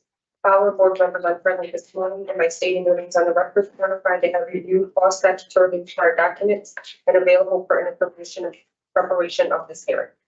Good morning, Deborah Smith Palmieri. Morning, panel member Keys. Morning, panel member Rodriguez. Good morning, how are you?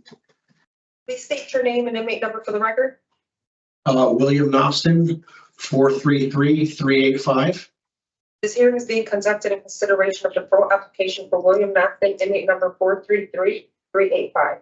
He is serving a sentence of 10 years execution suspended after 4 years with 3 years probation for 2 counts of violation of protective order. As of today, records reflect the parole eligibility date, July 15, 2025. There is no victim input in this case. The inmate was heard by the board on May 25th, 2025. He was denied parole, and a new hearing date was set for November 2025. The board recommended that the inmate participate in any positive programming like Voices and remain discipline free.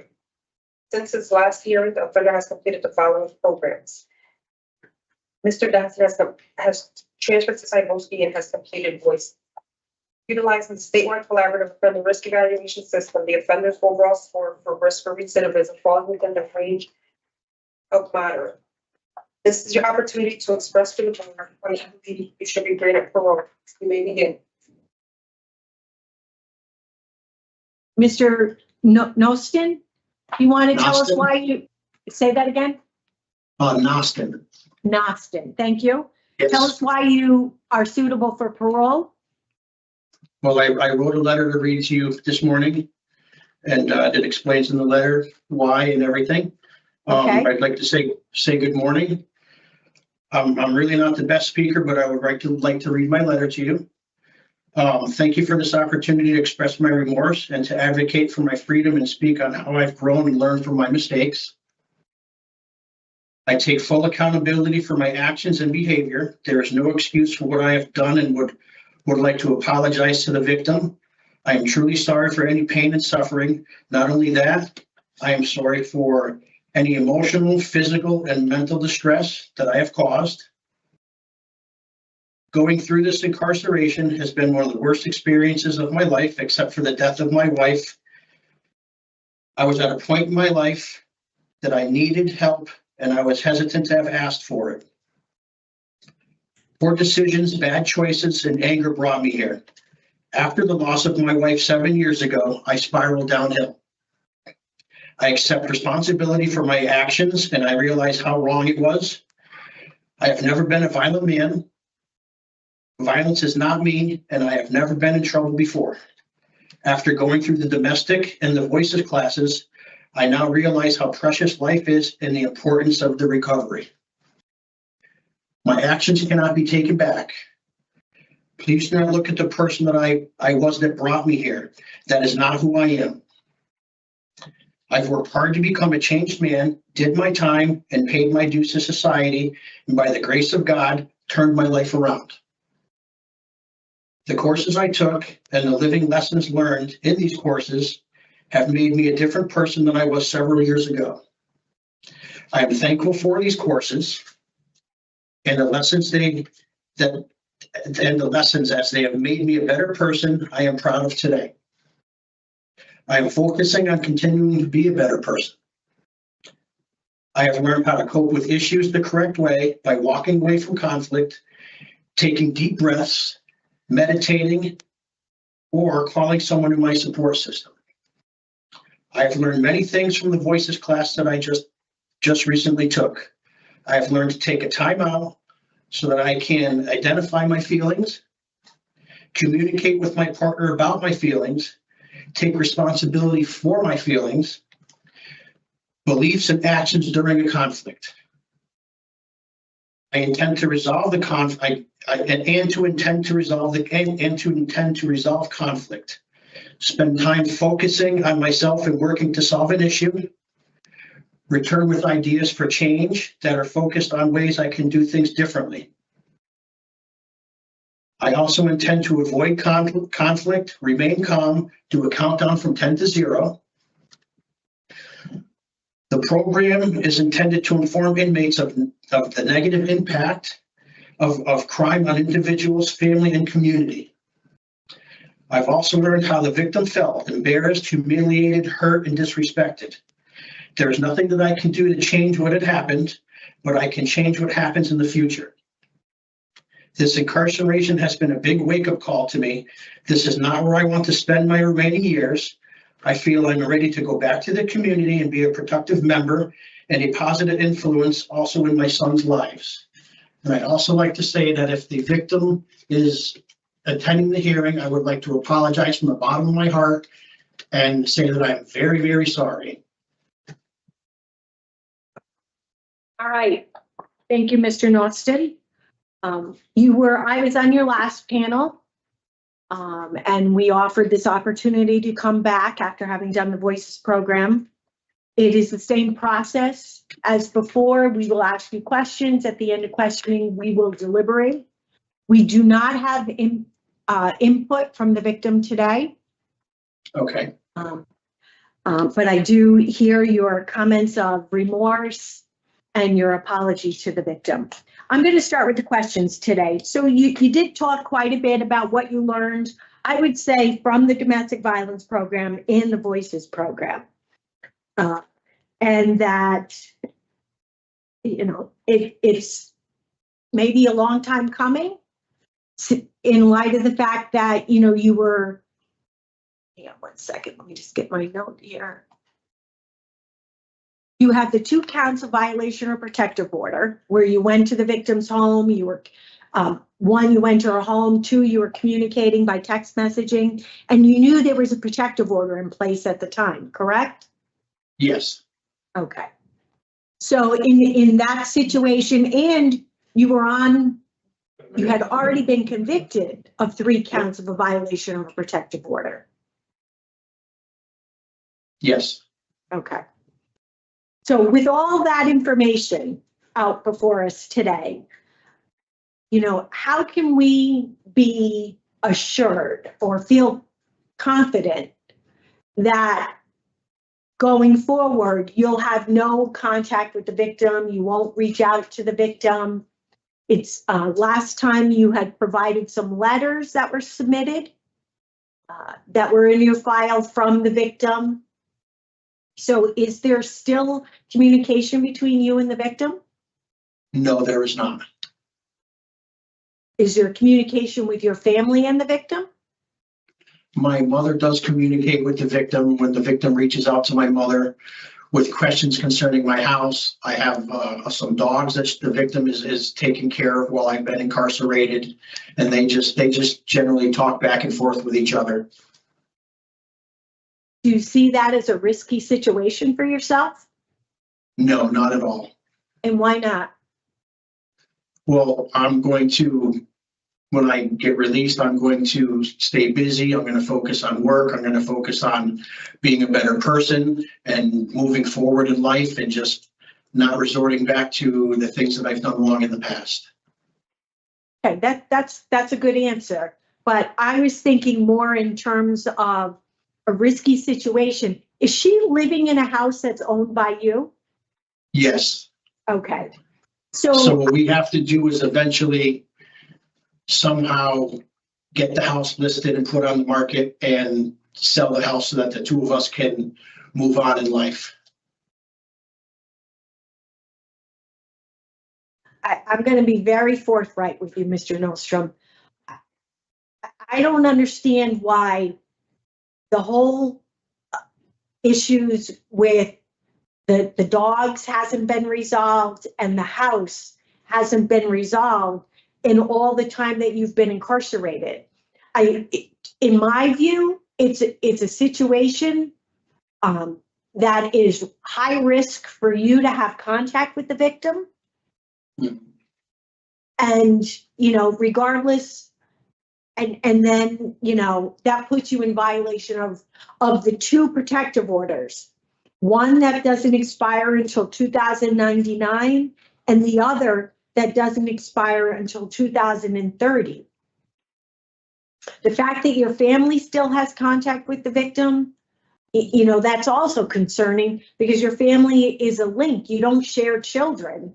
I guess I'm just a little bit concerned that the situation with the dogs and the situation with the house hasn't been resolved. And I know we talked about the same concerns at the last hearing. Yes. Well, to move forward, I know I can't have any contact with the victim. I'm not going to have any contact with the victim.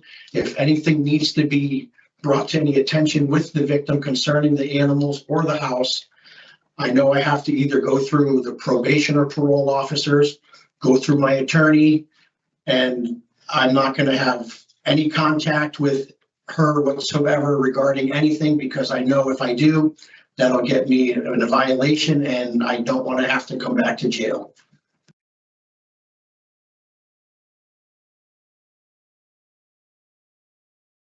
What do you think draws you back to the victim? To the point where you risk being incarcerated? Well, we did at one time have a good relationship. I understand that that relationship can never be what it once was ever again. And like I said, I just don't want to get any kind of a violation in any way, shape, or form that will bring me back to one of these places where I do not want to be. I just want to move on in life, work, enjoy life with my friends and family, help people out like I used to do all the time when I wasn't incarcerated, and just move on from there in a positive way.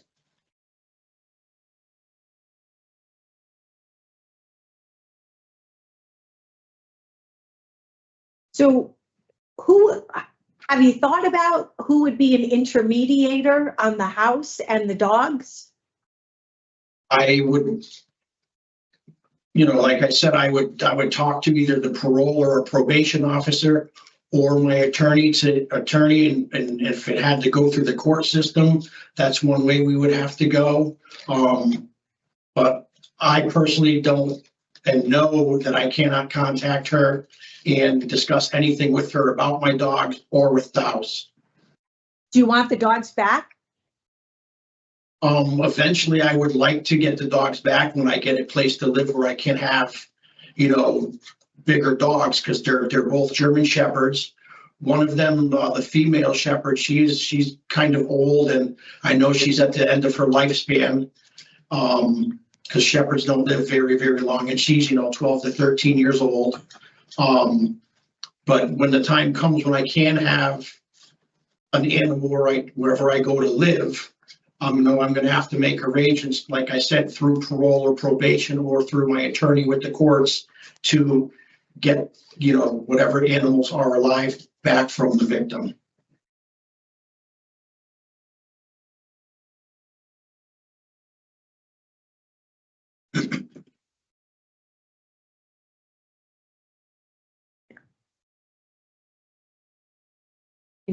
Do you think the victim has any reason to be concerned? No, not at all. Do you have any concern that she's still in contact with your mother? As of right now, I don't think so. They do, from what my mother says, they do get along. They do talk. They do message each other periodically when the victim does have questions about the house and about the dogs. Who's financially responsible for the house, you or the victim?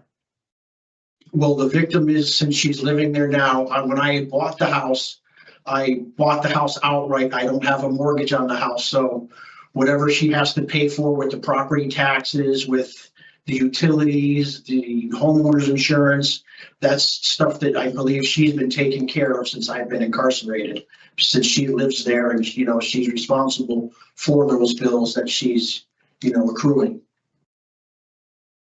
I have to tell you, Mr. Nostrom, it's hard to reconcile the fact that you would be able to abide by the protective orders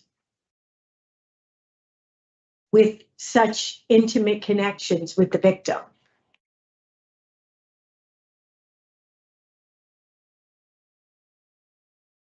I do think that, I do believe that you've gained some insight from the programs. I also think that you've gained some realization of the consequences of violating the protective orders through this incarceration. I know I said this in the last hearing that, you know, you were leading this very, at least far as we have on paper, this very quiet, law-abiding life until the death of your wife. Yes, Do you still have contact with your children? I just started contacting and having a relationship again with my younger son. I had gotten my son's cell phone number from my father. He messaged me a few weeks ago and sent me my son's cell phone number. So I called my son and talked to him, and he told me how his life's going, how he just recently graduated college from UConn up in Stores, and he's going into psychology for the type of work that he would like to go into from when he studied at college. He's just, you know, looking for a job that he can work at for what he went to school for. And I'm just hoping I can reestablish my relationship that I once had with my son and be happy together. And then I'm also going to try to somehow reach out to my older son and see how he's doing and try to reestablish my relationship with him also. Okay. And do you admit that in the underlying offenses that violated the protective order, you were physically abusive to the victim? Yes.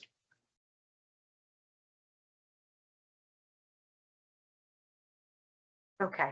All right. I don't have any other questions. Thank you. Mr. Rodriguez? Thank you, Madam Chair. Yeah, Mr. Nelson, first of all, I'll acknowledge that you've taken the program you were asked to take. You completed the Voices program. In your discussion about a presentation about what you learned, some of it I think got convoluted with your domestic violence program, some of the things that you said you learned from it, but I appreciate that you took the program. I do share some of the same concerns about the relationship, the fact that she's living in the house and that you have these protective orders and that there's a history of you violating the protective orders. That still was always a concern in the panel before, and it's still a concern. I was also on that panel. And I remember Shannon, that was also still a concern that there was this history of, for some reason, you're not just being able to kind of keep control of that particular element of your life at that point. And I share that same concern about the fact that there's this really intimate kind of connection between the two of you, in the sense that the house and the dogs, and there's still this connection somehow. And I still have some concerns about that. And I'm kind of struggling with that at this particular point. Because in fact, you've apologized, you've said you're sorry, you've openly apologized to the victim here. I mean, so I want you to know that I'm struggling with that aspect of your case and your situation. There's still this contact going on with your family and her. I mean, it's just so much closeness there, and so much opportunity for you to be able to kind of, get into that situation, even if by accident. You still have the two protective orders. So I'm going to pass it on to my colleague, but I am struggling with that at this point, and I haven't heard anything really that's kind of easing that concern that I have. Well, I also tried applying when I was at Carl Robinson with the counselor and the instructor that I did the Voices class with, to file for an interstate compact so that I could move down to South Carolina to where my mother is, so I can live down there and be as far away from Connecticut as I possibly can. I just haven't had any luck with that yet, with the paperwork getting filed with South Carolina and getting responses back. I've been getting different answers from different people that I've tried to get answers from when I was at Carl Robinson.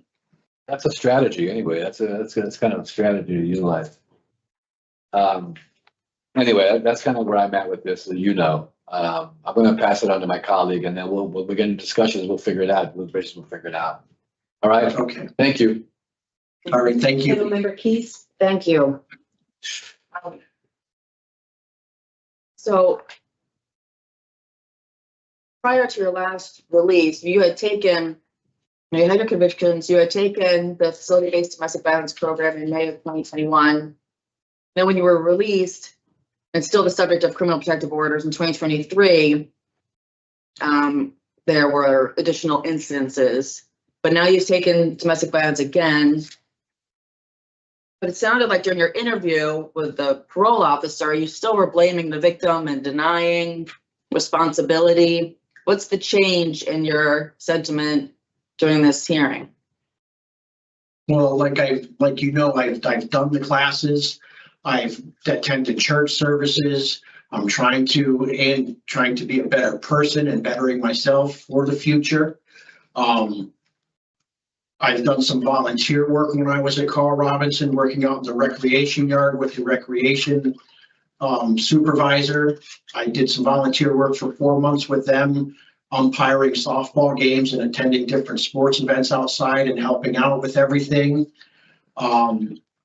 And like I said, when I get out, I've got a couple different job opportunities lined up already. I can get my old job back that I was once working before this incarceration. I also have another job opportunity working for a company in New Haven called MTI. It's called a Materials Testing Institution. And in the meantime, like I was telling the gentleman before you, I've also been trying to apply for an interstate compact so I can transfer to another state to be as far away from Connecticut as possible, so I can continue moving on in life somewhere else and just try to be as happy as I possibly can and mend my relationships with my 2 sons is my main focus. Yeah, I think those things are wonderful, and I think your idea of trying to get out of Connecticut, although I think a fresh start in a new location is usually a good thing. It just seems the change, and you've been in there for a while now, and it just seems that finally acknowledging the violence that you perpetuated and the victimization seems like it's just coming out now. And even the volunteering and everything you were just talking about were things that happened before your interview with the officer, where you still were denying me crimes. So I was just wondering, have you acknowledged your role with your mom? Yes, I have.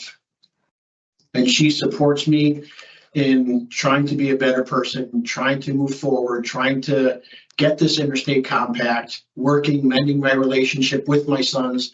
She supports me in every aspect of all of that. Does she understand the degree of injuries that the victim has sustained and how they've impacted her, permanently, and in terms of the work she can do and everything? Yes. And at least one of your sons, during a very violent attack, your mom was there and the victim was, if I recall correctly, was being strangled and was trying to call for help from your son to come help. And this son had lost his mom to cancer. And now it's being exposed to this. I just can't imagine, that's a lot to go through for a young person. So hopefully as you're doing your self-work, you can have you considered through the voices? I know you did take voices. Have you considered what your sons went through during those experiences, during the assaults and after losing their mom? Yes, I have. And when I spoke to my son a couple weeks ago, we did talk about, upon my release, about him and I attending counseling at this place called the Center for Behavioral Wellness in South Windsor together to discuss what had happened to his mother and my wife and the issues that I've had that got me incarcerated, also with a counselor from there.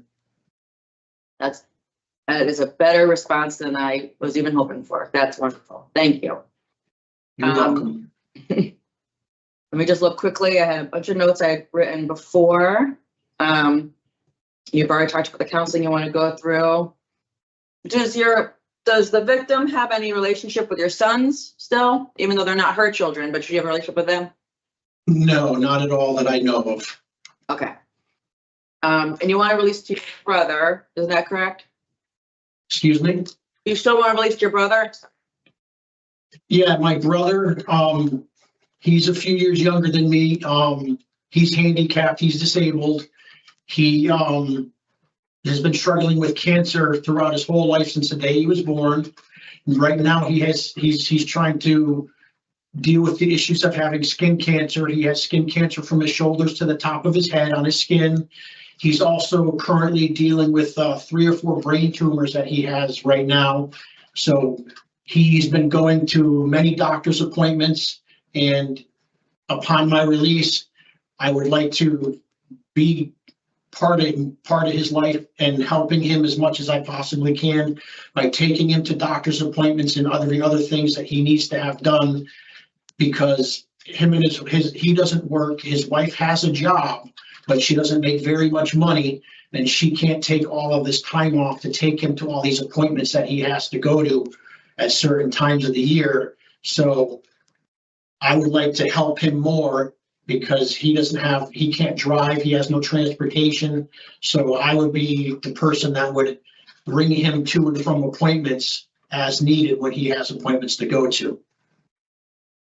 It sounds like it could be a highly emotionally charged, but mutually beneficial for both of you, if that works out well. And I think he would also be helping me out by letting me stay at his place to live, and I would also be helping him out in many different ways by taking him to appointments, like I said, taking him to the grocery store so he doesn't have to walk to the store.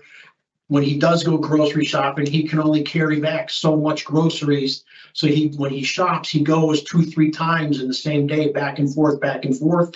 And where he lives, it's on a very busy road in Vernon on Route 83.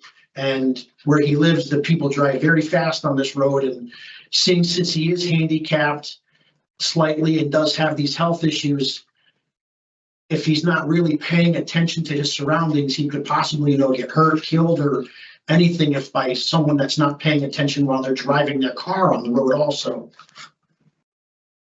And is your license active? Do you know? Yes, it is. Okay, that's good. And would you be able, so we did have a letter, I think it was, yes, we did receive a letter confirming employment with a company that's in Colchester. And it said that you had done some work or had been engaged with them in the past, but I didn't see that company listed in your employment history. What was your relationship with that business? And I never had anything in Colchester. Maybe you read it wrong.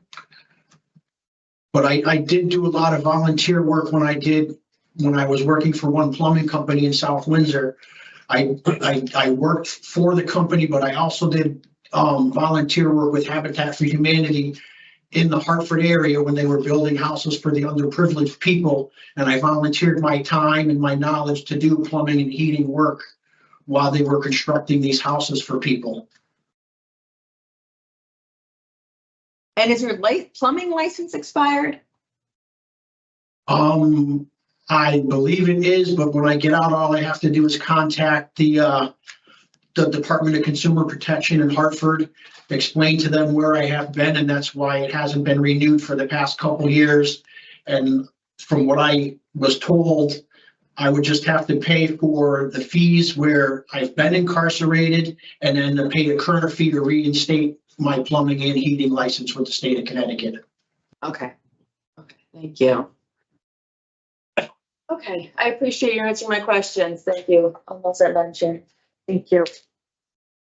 All right, Mr. Nordstrom, we are going to deliberate now about your case. Give you our decision in a minute.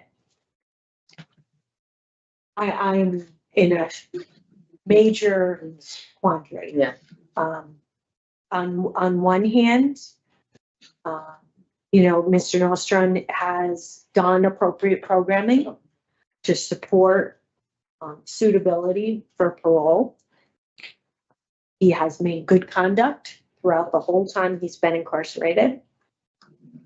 There is letters attesting to his volunteer through the rec department, comments about his self-discipline, how he's learning skills, he's volunteered, for various other opportunities. He has family support. We have letters today and letters also the last time that Mr. Nostrom was before the panel. You know, I can't say that there's anything really wrong with his release plan in terms of what would be concerning. You know, there's protective orders in place till 2030 and 2099. He will be under supervision until 2026. Yes, I am a little more than concerned, though, that there's this connection with the pets. Yeah. And we all know pets are like people's children, you know, so I don't take that lightly. And the housing. Yeah. It's hard for me to understand how there will be no opportunity for contact, no accidental contact, or even why the victim would still be living there. You know, so for me, that's sort of twofold. We do know that there's been contact with the victim and the victim's mother, where there was letters. We also have letters that the victim sent to Mr. Nostrom at the facility, which he provided to DOC, knowing that they were a problem for him. You know, the underlining charges for the reasons for the violation, for the protective orders themselves are very concerning to me. I do hearken back, though, to this gap, as I mentioned before, where the one conviction for a larceny 4 in 1994, there's this law-abiding citizen up until the year 2020. And then here we are today. Yeah. I am very concerned about the connection between the housing and the pets, though. And because that has not been resolved, that there's this underlying opportunities for connection, and, you know, whether it's risk to the victim or risk to Mr. Nostrom. Yeah. Nostrom, I'm not pronouncing it. Nostrom, Yeah. right? I should have stayed concerned earlier. Yeah, I would like to hear what my colleagues have to say, though, because I am, in one breath, there is parole is in place. Parole, there's monitoring, there's family support. I think the best thing is to move to South Carolina. I'd be a very big plan. Whether or not that can happen or not, that's completely out of our hands. I struggle with the same concern you have, Madam Chair, which is, you know, this issue of the relationships because of the house and the pets. You know, the person wasn't living there, it might be a whole different thing, but they're there, they're connected to the family's in touch. I mean, that whole thing concerns me. But again, I also see his suitability in the fact that he's taken the programs he was asked to take. He hasn't gotten any ATRs. You know, there's this other element of he's done some of the work that needs to be done. And we hear elements of right. gender change. And we hear it. Yeah.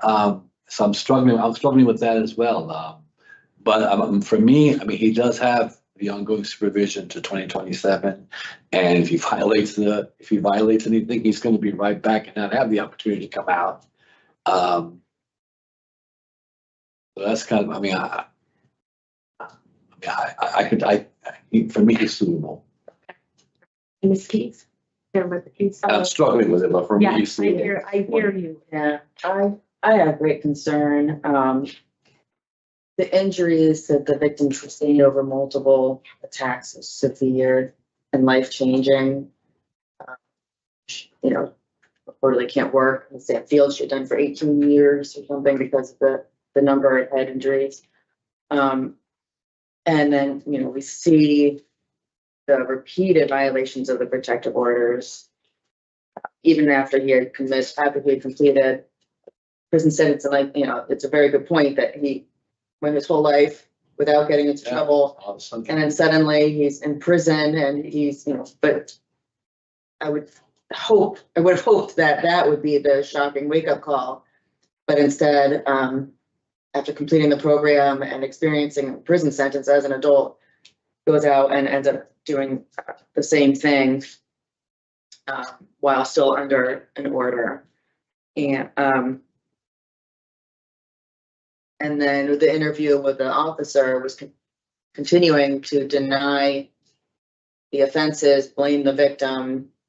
And it's just at this hearing that now that there's an acknowledgement and a recognition. And to me, that seems more potentially manipulative and not as genuine. I mean, certainly he does have a decent reentry plan, and he certainly does. There's no question. He has taken the programs, but I'm not feeling as though, when you're interviewing with a parole officer, it's for a parole hearing and you're still going to deny and blame the victim. It just seems that even taking DB twice at that point did not really have the impact, and voices at that point, I think, that would have been after voices too. I'm not in favor, but again, I came here as a hard no, listening to him, I did start to feel a little differently, but when I'm just looking through everything, it is difficult, yeah, it is difficult. You make very good points though. Yeah, as I'm looking through everything again, I'm like, no, but wait, he was still denying it, and I was after taking me twice and being so I am in the house. I mean, and yeah, like you're saying, jobs, there's no question that, that makes them both very vulnerable and susceptible to conflict, even if they try to avoid it, but they're intertwined in very significant ways. If he needs the money from selling the house, that's a lot of money in the house if it's paid off. Significant amount of money that he could have ready. And if he is having a hard time evicting her, I mean, emotions are gonna run rampant on both sides. And Yeah. I caution us about kind of projecting too much, but I think we do all share that same concern that ties have not been cut. Yeah, sure. I think that's sort of, for me, that's the bottom line in all this. And I agree with you, Mr. Rodriguez, that there's so many things that have been done to affect offender change. But I feel like that last piece is missing. The ability to have absolutely no contact with the victim. I can't disagree with me. That is missing. So that's a sort of piece for me as well. So I think that's a very good point about the nature of the offense and the seriousness of the offense as well. Yeah. I'm a no for today. And really just for nature and circumstance of the current events. Yeah. For me, I can follow that. Yeah. I haven't heard the point that's deliberation about. Yes. All right, in the matter of William Noston Senior, 433-385, and make a motion to deny discretionary parole for the following reason: nature and circumstance of the current offense. Do I have a second? Second. All in favor? Aye. Mr. Nostrum, we're unable to grant you discretionary parole today. We wish you the best of luck as you go forward. Thank you. All right, thank you. You're welcome. Number 433-385. The docket for Will Shibulski for Wednesday, December 3rd, 2025 at 11:13 a.m.